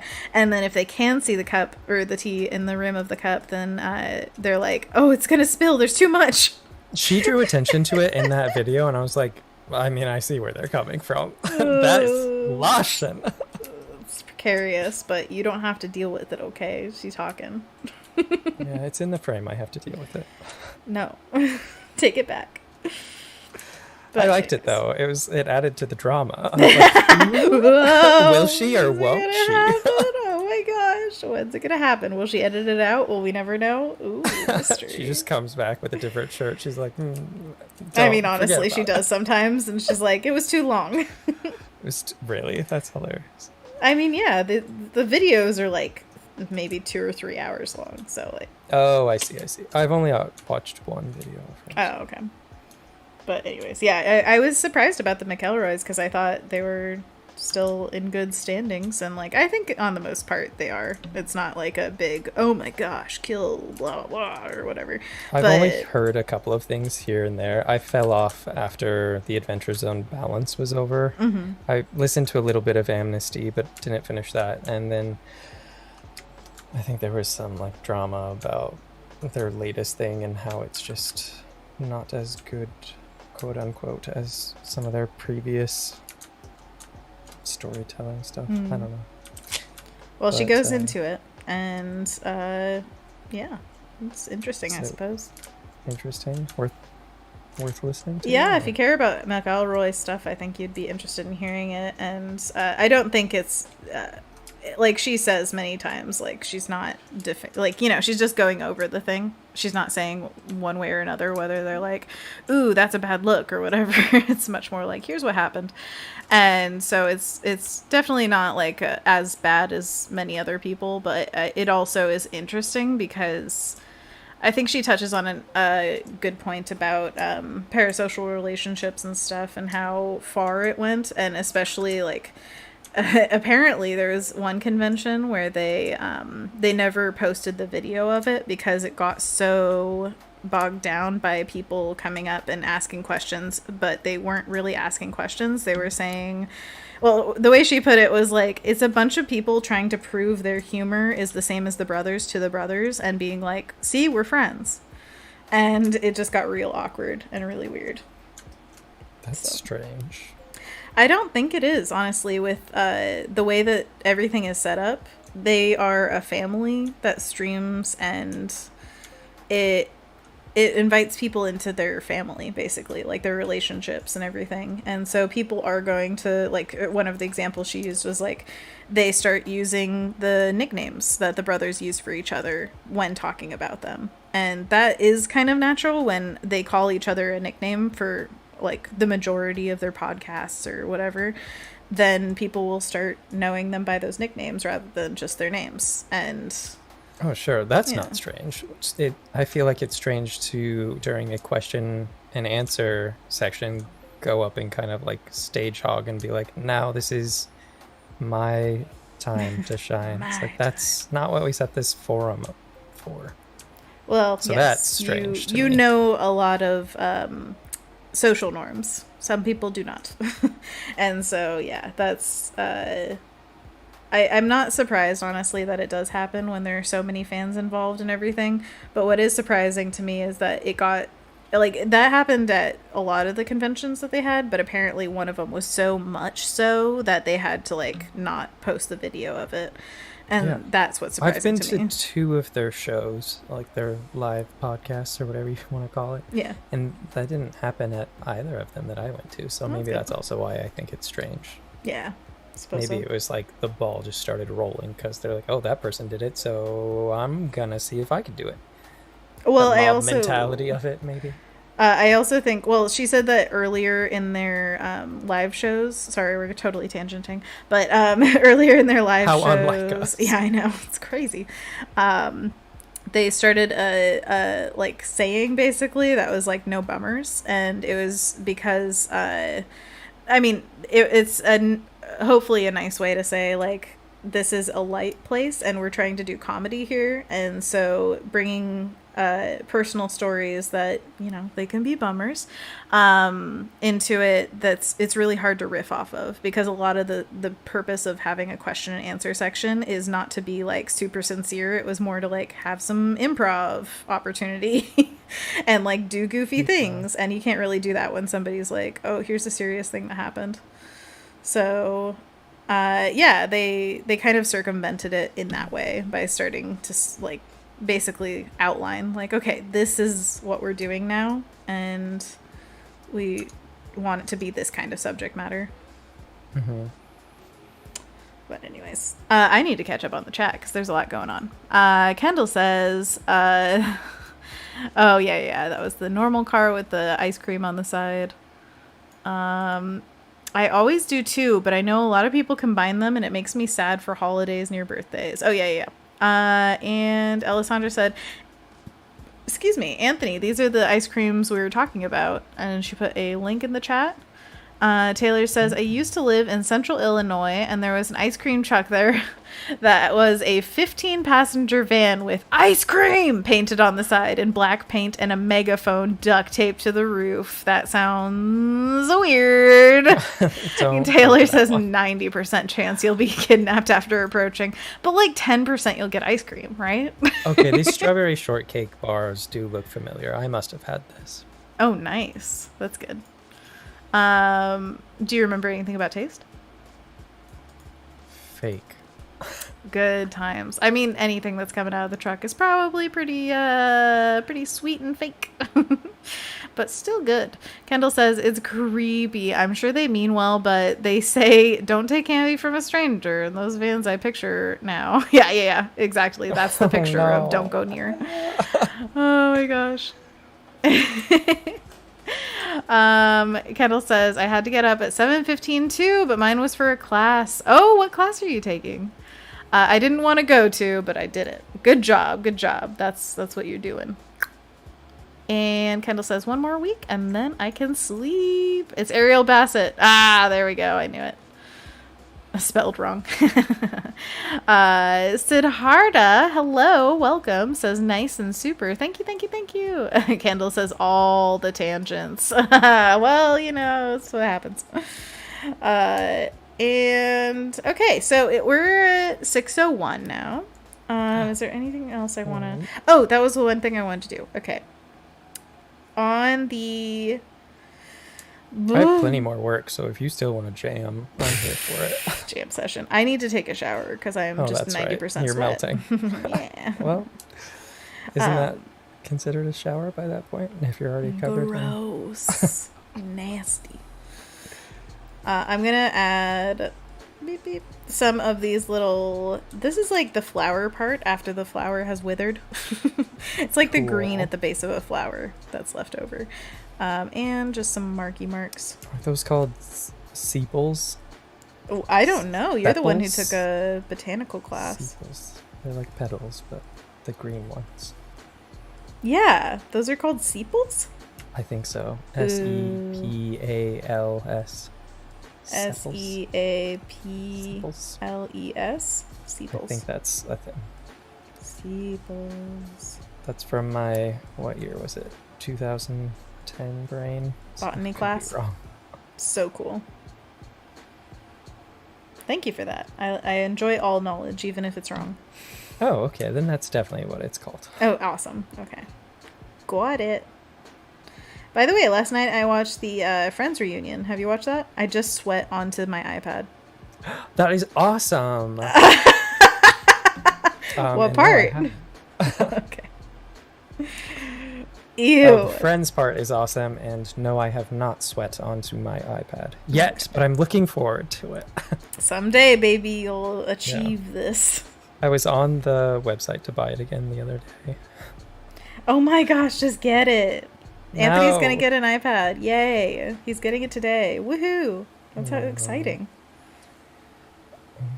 I kind of want to call an Apple store and be like, when is your next shipment? Or should I order it online? But then I also want to wait for the developer conference that they're having next week.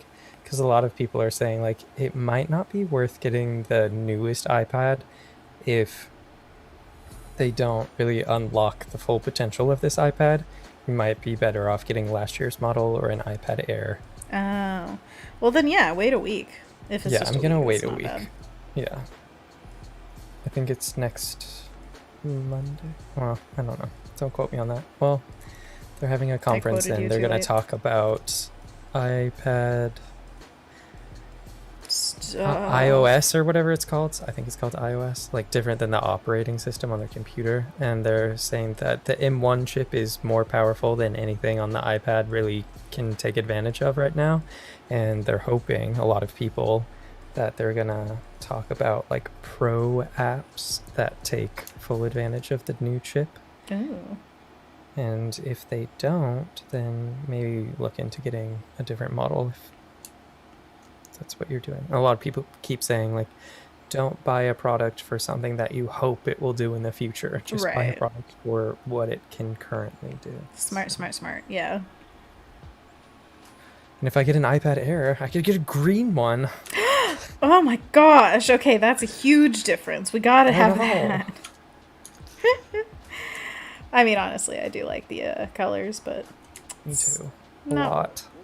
eh, Oh, it's all about the colors. it's not. It's I'm really just not. gonna look at the back, not the front of the iPad, not where the screen is.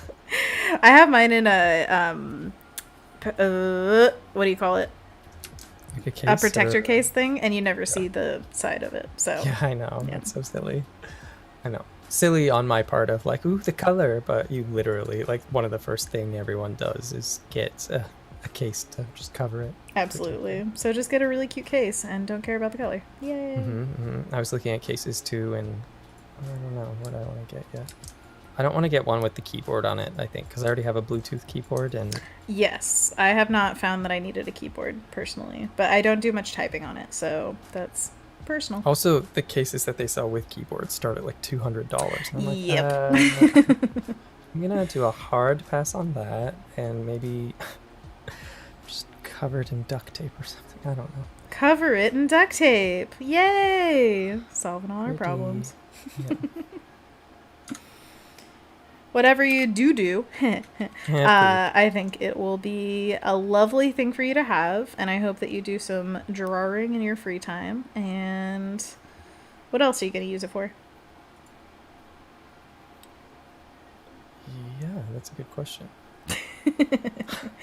Just drawing. Okay, you're going to do drawing. It's going to be great. I'll probably use it as like a laptop, not replacement because I have a laptop, but in a lot of case uses that a laptop would be used, I'll probably use it for Mhm. like, or cell phone is kind of the in between of cell phone laptop. So probably watch YouTube on it because I watched a lot of YouTube on my phone on the couch and things like that. For sure. It's so useful for stuff like that. I watch videos all the time in the kitchen, and it's just the best for it. Because your stand has the cover folds into a stand. That's Exactly. pretty Yeah. standard. Oh my gosh. But yes, it is a really good feature of it. And again, I have the little pocket sleeve thing for the Apple Pencil, and I think that's the other part that I really enjoy. Oh, that was the other thing. A lot of people have been talking about like the Generation 3 Apple Pencil and what features they want in it. Not a lot of people know what they want from it. What would you say you want in like the next version of the Apple Pencil? People were saying like Ergonomic different grip. colors. If they could ever get let go of their oh, hey Tanny, sorry, in the chat. Hi, I'm using Fresco on the iPad, and I'd say for the Apple Pencil, what could be better about it is just the ergonomic grip. I honestly, I don't Like use an it for add-on? I mean, yeah, an add-on or just the design of it. I think everybody should have hand health, and so whatever grip that makes the most sense for most people, I think should be used. And the grip right now is literally just a straight stick line, so I don't think it's doing all that much for our hands. And so I just like any movement on that. Or maybe what would the other thing be? I mean, the way that mine works is it charges when you put it on the side of the iPad. Can you guys see that? Yeah, I just put it on the side and then it automatically starts charging. I think that's a great feature that I probably wouldn't have thought of. So they're ahead of even my own thoughts of my own needs. Ahead of the curve. But speaking of being ahead of the curve and charging and an ergonomic grip, would it still be able to charge on the flat side? How would that work if it was work it out, Apple. Figure it out. bulbousy? I don't know. Bulbasaur, exactly. What else? Other people were talking about physical buttons, kind of like you were saying before, and Kendall was echoing of like they get in the way, the touch sensitive ones. But if it was a physical button, like on the Wacom stylus, would you use that more often? Or I don't use the touch sensitive ones, but I also don't use the press ones on my Wacom one. So no, and the flipping upside down for the eraser also. I don't use that either. But again, I am very a very small group of people, I think like me, and if other people are dependent on it, don't take that away from them. So no, I'm in the same boat with you. I don't use the clicky part of the pen on the Wacom pen, and I don't ever flip it around to erase it. Yeah. The thing I was thinking about with Gen 3 pencil would be like nib replacements for different tip sizes or feels. That could be cool. Like what if they released a nib that was, and also for Wacom, honestly, that was an actual brush. How cool would that be? Oh, I've seen those. Yeah, they're usually specialty like brands that just make that, basically. Yeah. So yeah, that would be really cool to see. Especially if it was a collaboration with one of those smaller brands where it's like, oh, here's an option of a pencil. It has other nibs, and this one has the technology that another company's been working on, which is like, I think how they do it is like fiber optic heads of the brush, that kind of thing. Like, it's crazy. Interesting. It is crazy. Yeah, so that would be really cool. Yeah, good idea. And I guess for people that do like the Paper-like or other brands, for the screen feel of drawing on paper, it would be cool to see something like that that's more, I don't know, what am I thinking? Like you could take it off easier for if you want to use it while drawing, but not in other cases, because it does degrade the quality of the screen. And also it sounds like they wear down after a while, so something more sturdy that you could just take off and put on when you need it. Absolutely. I don't know all of what that would mean, like, for the technology side of things, but I think that all ideas are basically good ideas to give them, because, I mean, I would not have expected an iPad to exist very long ago, and in the state that it does, you know? So it takes creative problem solving and ingenuity to get to places that we are. So we got to keep doing that for the future to be as cool as we have it now. You know what I mean? Yeah. Yeah. Pretty cool. I mean, iPads are awesome, I have to say. And I did not think that when they first came out. So. Yeah, me either. But they've come a long way from what they were. Well, the Apple Pencil was the big game changer for me, where it's just like, That I is can honestly, when I draw. think of iPad now, I think like you get an iPad and an Apple Pencil so that you could draw. Yeah, absolutely. That's the thing that's annoying about having to buy it separately. You're like, well, this is useless until I get this. So Yeah. I guess add a extra $100-something onto it when you're buying 130. 130. Expensive. That is crazy. And I think when you get a new, what do you call it, Wacom stylus, it's like $80. So even amongst But the it is styluses, different technology inside of it. oh, for sure. Yeah. It's all different. It's just in terms of like pricing for that kind of thing, it annoys me a little bit. That I am curious. Like, it's definitely a, what would you call it? Like a surcharge? That's not right. Yeah, like artificially inflated price. Yeah, like what is the actual price list? Yeah, of for an them Apple to Pencil? replace something, probably pennies, but who knows? Apple does, and they're making buku bucks. So I think in terms of like, is it worth it though? It is when it's an investment in your everyday workhorse kind of thing. Or, I mean, even on the hobby side of things, I do think it transforms completely how you can work. And again, if you put that time into like learning the touch shortcuts and stuff like that, you will be so happy and just motoring through pieces. Then the only hard part is the actual art, right? You would hope so, yeah. Yeah. Kind of going on a little bit of a related tangent, but earlier today on your live stream with Chris, you guys were talking about the benefits of drawing with an iPad and digitally, and the like shortcuts and being able to do some like tips and tricks, for lack of a better turn of phrase, compared to painting and drawing traditionally with gouache and oils and learning some of those foundational skills.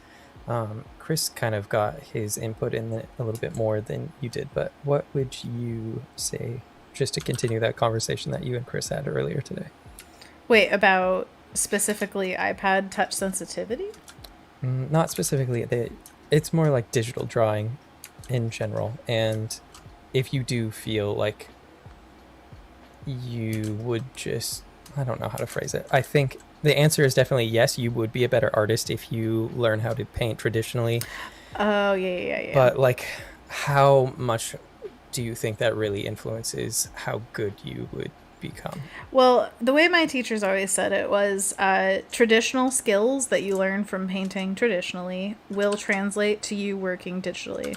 Now, if you work digitally, it probably won't translate exactly back to traditional work, because you're learning like digital tools are just a different medium, and it is learning them. Like it does take just as much effort to learn them as it does to take to understand how oils lay down and how they dry and how you can glaze things and blah blah blah blah blah.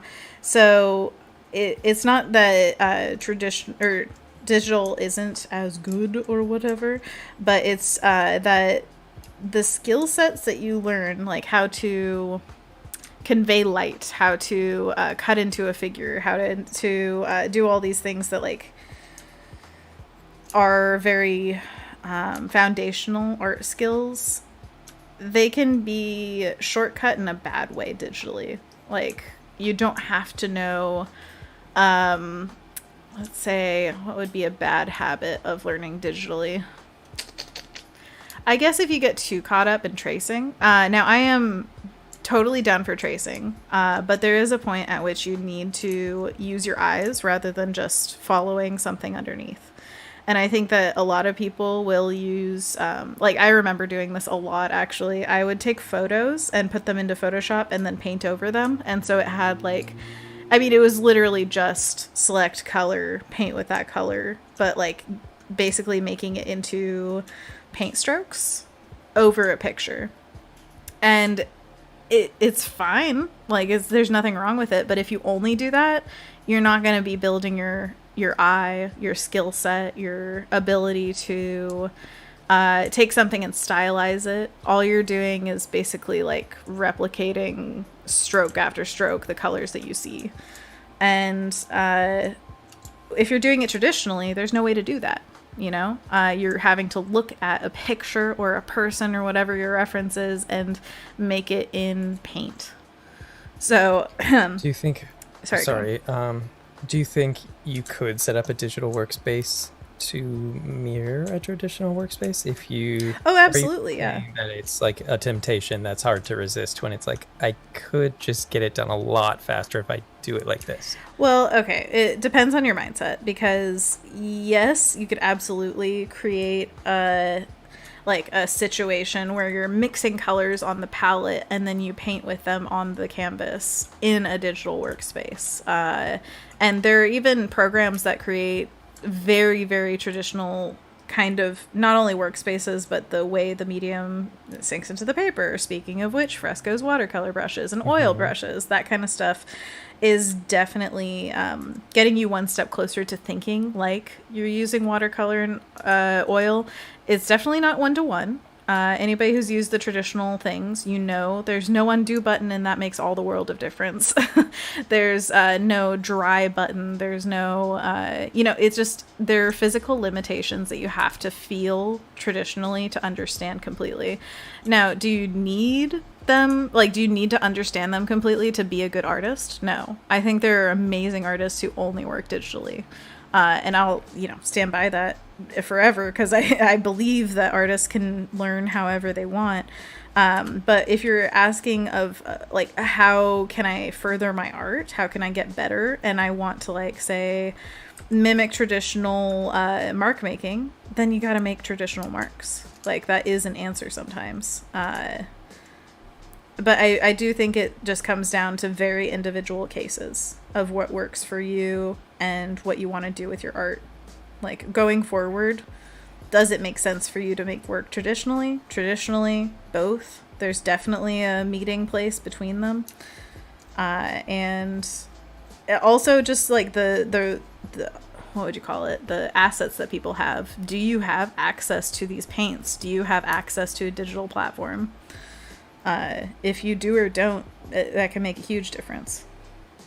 Does that make sense? Yeah, I guess that is something definitely to take into consideration. You get the iPad and the Apple Pencil, and you're set with like Fresco or some of these other apps. But traditionally, it's the upkeep of materials, and that's just like an ongoing cost. So for sure, and I know that when I'm fighting the materials, I make worse work. So there's also a magic point at which you get to the past the frustrating part, because don't get me wrong, you will never pick up a traditional medium and just immediately understand everything about it and get it. It's always a learning process, always. So it's just how much of that learning process can you take, and is it worth it at the end? That's a very personal thing, once again, because I know that I enjoy oils somewhat, but watercolors mesh with me so much more naturally, especially right now in my art process. But maybe earlier in my work when I was in school, I would have just gotten infuriated at watercolors, and oils were my jam, So it's really hard. And also I wouldn't know if any of it was my jam if I didn't try it. So I had to get those art materials and just try it out. But that's kind of the point of going to art school. If you pay for the school and you don't pay for the paints, then you're not investing in the right stuff. You got to kind of go all in if you're going to art school. Speaking of watercolors, have you played around with any recently? Not recently. You have those new papers that you got in the paints. Absolutely. I got the papers and I was so excited, and then I just kind of lost it. So it's just one of those I need to feel the vibes again to get back to that place. I'm not going to force it. So at some point I'll get bored and I'll want to go back to it. But right now I'm really happy in Fresco, and that's what I'm just having a ball with, I think, the most. Yeah. Yeah. Do you ever find if you're struggling with a piece that switching up materials or trying it in a different medium helps find solutions? Absolutely. Oh my gosh, constantly. Yeah, it's one of my biggest ways of finding a solution. So say if you were working digitally on a piece and you're like, something about this just doesn't feel right, do you go traditional and do some studies and then translate what you suss out from the traditional stuff to the digital? Usually not with a specific piece. I think it's more of a brain state where I feel like, okay, I am feeling stagnant. Like, I don't want to paint this piece at all, and I'm just torturing myself basically with it. I'm gonna duplicate again because it was starting to error. And so it's one of those things that I do it if my mind needs a refresher and not necessarily about a specific piece, because I do think at this point I could probably paint any kind of piece digitally probably better than I could do traditionally. But what traditional stuff does for me is it clears my brain of some stuff where it's just like, I don't know, dusty in there. Yeah. And so it just gives me a new perspective and frees me from the feeling of whatever I'm feeling when I'm not enjoying myself painting. So I don't know what kind of magic it has, but it's got something. Nice. Yeah.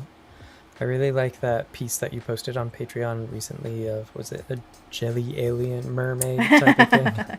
Yeah, it was a coloring book page, and I colored it. And honestly, I was thinking, like, maybe I'll print this out just to see if there's any errors that I see when it's printed. And then I was like, well, there are some colored pencils right there, Anna. Why don't you go ahead and try coloring it?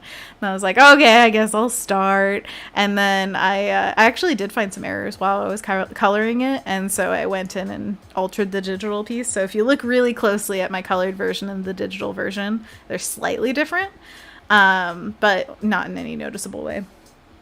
I like that you use the Copic marker as the wash. Yeah, so yeah, if you're not a patron, you don't know, but I didn't have a yellow colored pencil, and I wanted a yellow something to this piece. Like, it had a bunch of stars and jellyfish and like a jelly mermaid in the middle. And I used a giant Copic marker that's like really fat to just do streaks across the entire page of yellow, and then use that as my wash, and all the colored pencils went on top of it, which is kind of a technique that I saw on, what's her YouTube page? Oh golly, I'm blanking, and I shouldn't. Bandits, come on. What's her name? Oh, Shan. Furry Little Peach. That's what she goes by. Boom. Nailed it. Right. Anyways, yeah. So she usually does watercolor washes and then does colored pencil over them. And so it was something that I was like, oh yeah, I could do that. Me, do that. What? So that was really fun. And it's another one of those delightfully unexpected things, which I think are like 90% of my art life right now. I am working on a book, and it's going smoothly so far, but it's like still in really early stages. So it's kind of hard to tell. Like, I don't know. I haven't gotten to the point where I'm like, oh no. There's always a point where I'm like, oh no. No, it doesn't always have to be like that. It just sometimes, like, know things about yourself. And sometimes I'll, get to a place where it's a little bit harder to make art. And anyways, what was I saying? Furry Little Peach. So with the book, with my artwork right now, that's what I was thinking. Thank you, Anthony. With the book that I'm working on right now, and with like my art that I'm doing on stream and everything, I mean, you guys have seen. We're basically doing these abstract, like, furry animal and fruit things, and this is just what my mind wants to create right now. Like, literally, when you think about drawing something or taking a photo of something or being creative in any way, what is something that makes you feel like, I want to work on that right now? And for me, these pieces have been like that.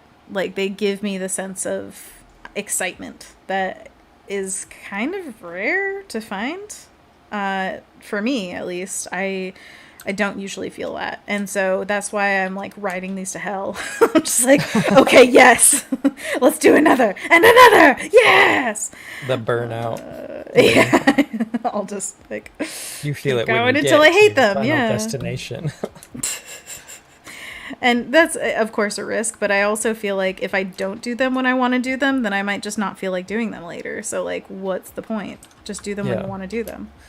Do them when you want to do them, and it will inspire you to try something new after you're done with them. Hopefully, yeah. I think already it's teaching me, like, I don't know if it's teaching me or I'm just learning things or pretending to learn things. I don't know. About color and about texture. And like we were talking about earlier, I literally, like, oh yeah, I sure remember that the emphasis in these pieces it's very directional. It's very like leading the eye around, that kind of stuff. And you totally brought that up. So thank you, Anthony. And you also discovered your blueberry light next to each other. Yeah, exactly. That actually happened with the moss one, but that one was another fresco piece that was just born out of like, I feel like doing this.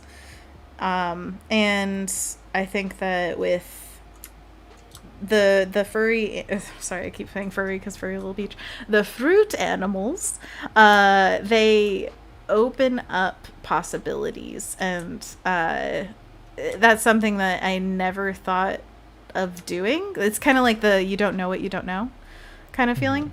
And so I didn't know, and then I did the cat one, and the cat one freed me up.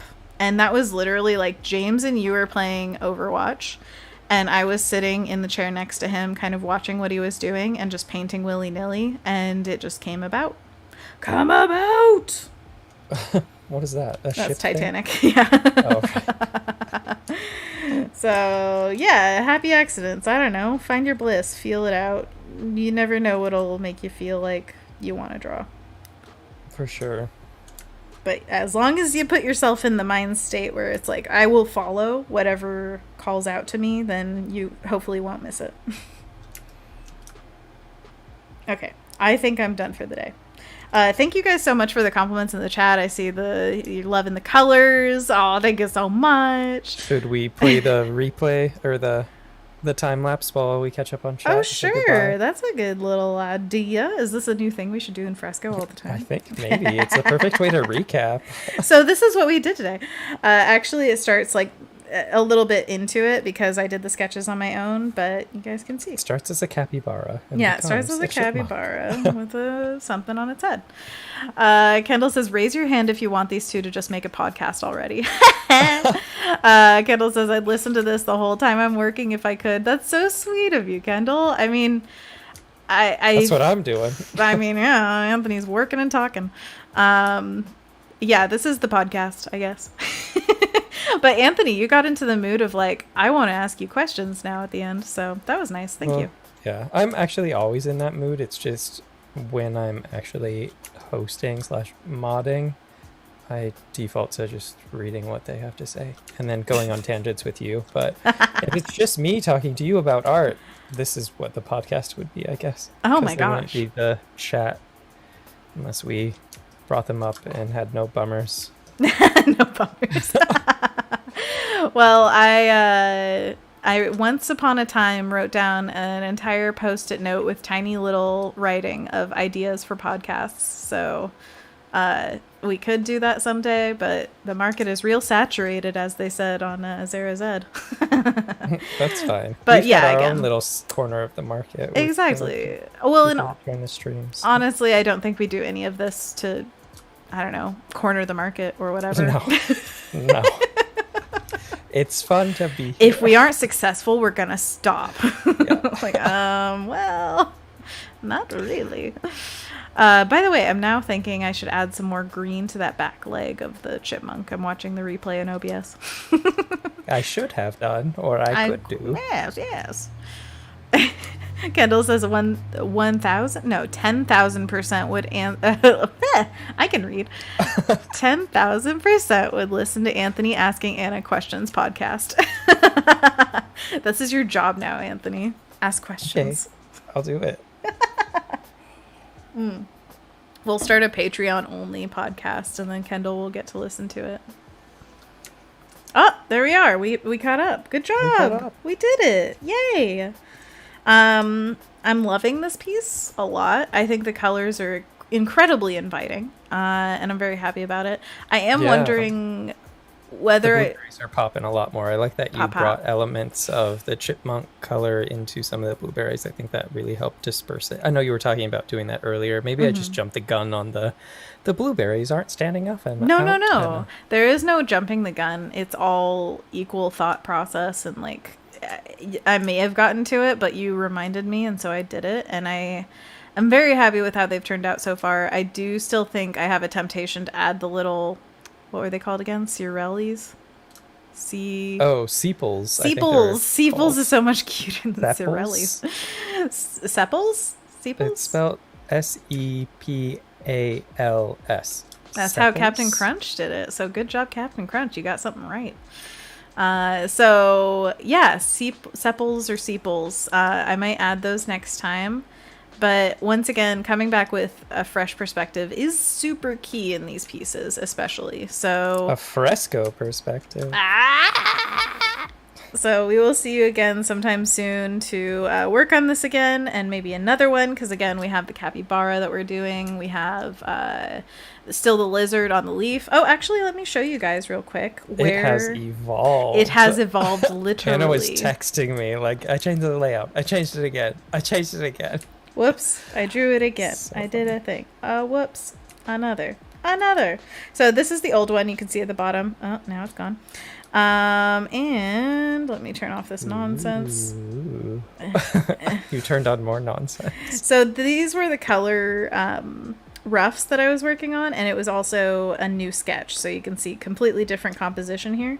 But then I decided I wanted some change in sizes for things, because if you see, these are all leaves that are fairly the same distance from our camera, quote unquote. And so I felt like we needed some size difference going on. So I sketched it again. So keep those colors in mind, and please feel free to shout out if you have any feelings about the colors. And then this is a sketch that came out. No, it's this one. Yeah. I can remember which one I wanted. In a world of flightless birds, one dare to go beyond Space Penguin. That this lizard? It was a quote from when they were playing Overwatch, and I had to write it down. It was because one of the players was named Space Penguin. Was I there for that? That doesn't sound No, that was James, Sketch, and Kendosi. I think it was. Anyways, so we've got one lizard here. We've got one lizard here, and then we've got another one here. And then these guys are bananas. So hopefully that clarifies a little bit of what's going on here. His eyes, I love them so much. You know, I really want to have fun with these, and I think the most fun thing is making ridiculously goofy looking lizards. So yeah, I want that one more of them. Definitely hits the mark. He went from kind of like realistic, a little bit stylized, to like, he has googly eyes. Yeah, he's got googly eyes and they're looking at you, baby. Kendall says, wait, this, this. Yeah, that's me opening files. That was also your text message chain to me. Like, I literally, no, wait, I'm doing it again. Wait, no, I'm doing it again. So I don't know if this is done for now, or if I want to change everything. I kind of want to change everything again. Yeah, but well, that's the I think you and I were talking about, you were having a hard time deciding what this one was going to be, and then maybe going on to a different animal and learning lessons from that and bringing it back into this one might help. Exactly. Sometimes in a journey, you accidentally skip to the midpoint when really you need to go back and do the side quests to get that skill up. Yeah. And then the journey end, or whatever, the middle point, whatever you came to too early, will be so much easier and more fun. And maybe you'll actually notice things about it that you wouldn't have otherwise. So I'm sorry, I can't help myself. I'm quickly roughing things in. What are you doing? I'm just playing around. I need to think about directions here, especially with these leaves. There's so much directional pointing going on, so I'm trying to figure out. Also, the spacing of things is really carefully, you have to be careful about this, because if every leaf is the same spacing, or they jut out the same amount or whatever, it gets real boring real fast. So I like that this is pointing up, but I don't know if that's the way I want to do it. Maybe a little flip up at the end. Anyways, I'm way over time. We should say au revoir so I can rinse off all this sweat. Charming. So charming. Oh, Kendall says, okay, I have to wrap up listening this for later. Razzie has given me the eyes of hope too many times. She begs for walks, so I am off. Thank you so much, Kendall, for modding and for just being awesome. And thank you, Razzie, for Razzie. Thank you for existing. You're amazing. Kendall also says, googly wizard. Lizard, not wizard. Whoops. Googly lizard wizard. Do you remember that piece I did where it was you're a lizard, Larry? Lizard Larry. Yeah. Kendall says, bye, friends. We'll watch the last few mins later on. Oh my gosh, you're so silly. It's just going to be us saying bye. Bye. All right. Thank you so much for joining us. This has been a ball. We will see you later. Have a great day and stay cool, baby. Oh, and get vaccinated, be responsible. Black Lives Matter, stop Asian hate, and happy Pride. Links in the description. Yes, I need to post this one article that I found that was about pronouns to the Discord if you're interested in learning more. During Pride especially is a good time, but any time's a good time. So thank you so much for being here. We will talk to you later. Bye. Au revoir. Oh, tomorrow. Sorry, one last thing. Tomorrow, Chris Blackstock and I are going to be doing Day 2 of Adobe Live, 9:30 a.m. Pacific, and hope to see you there. Okay, see ya. Bye. See ya. Bye. Bye.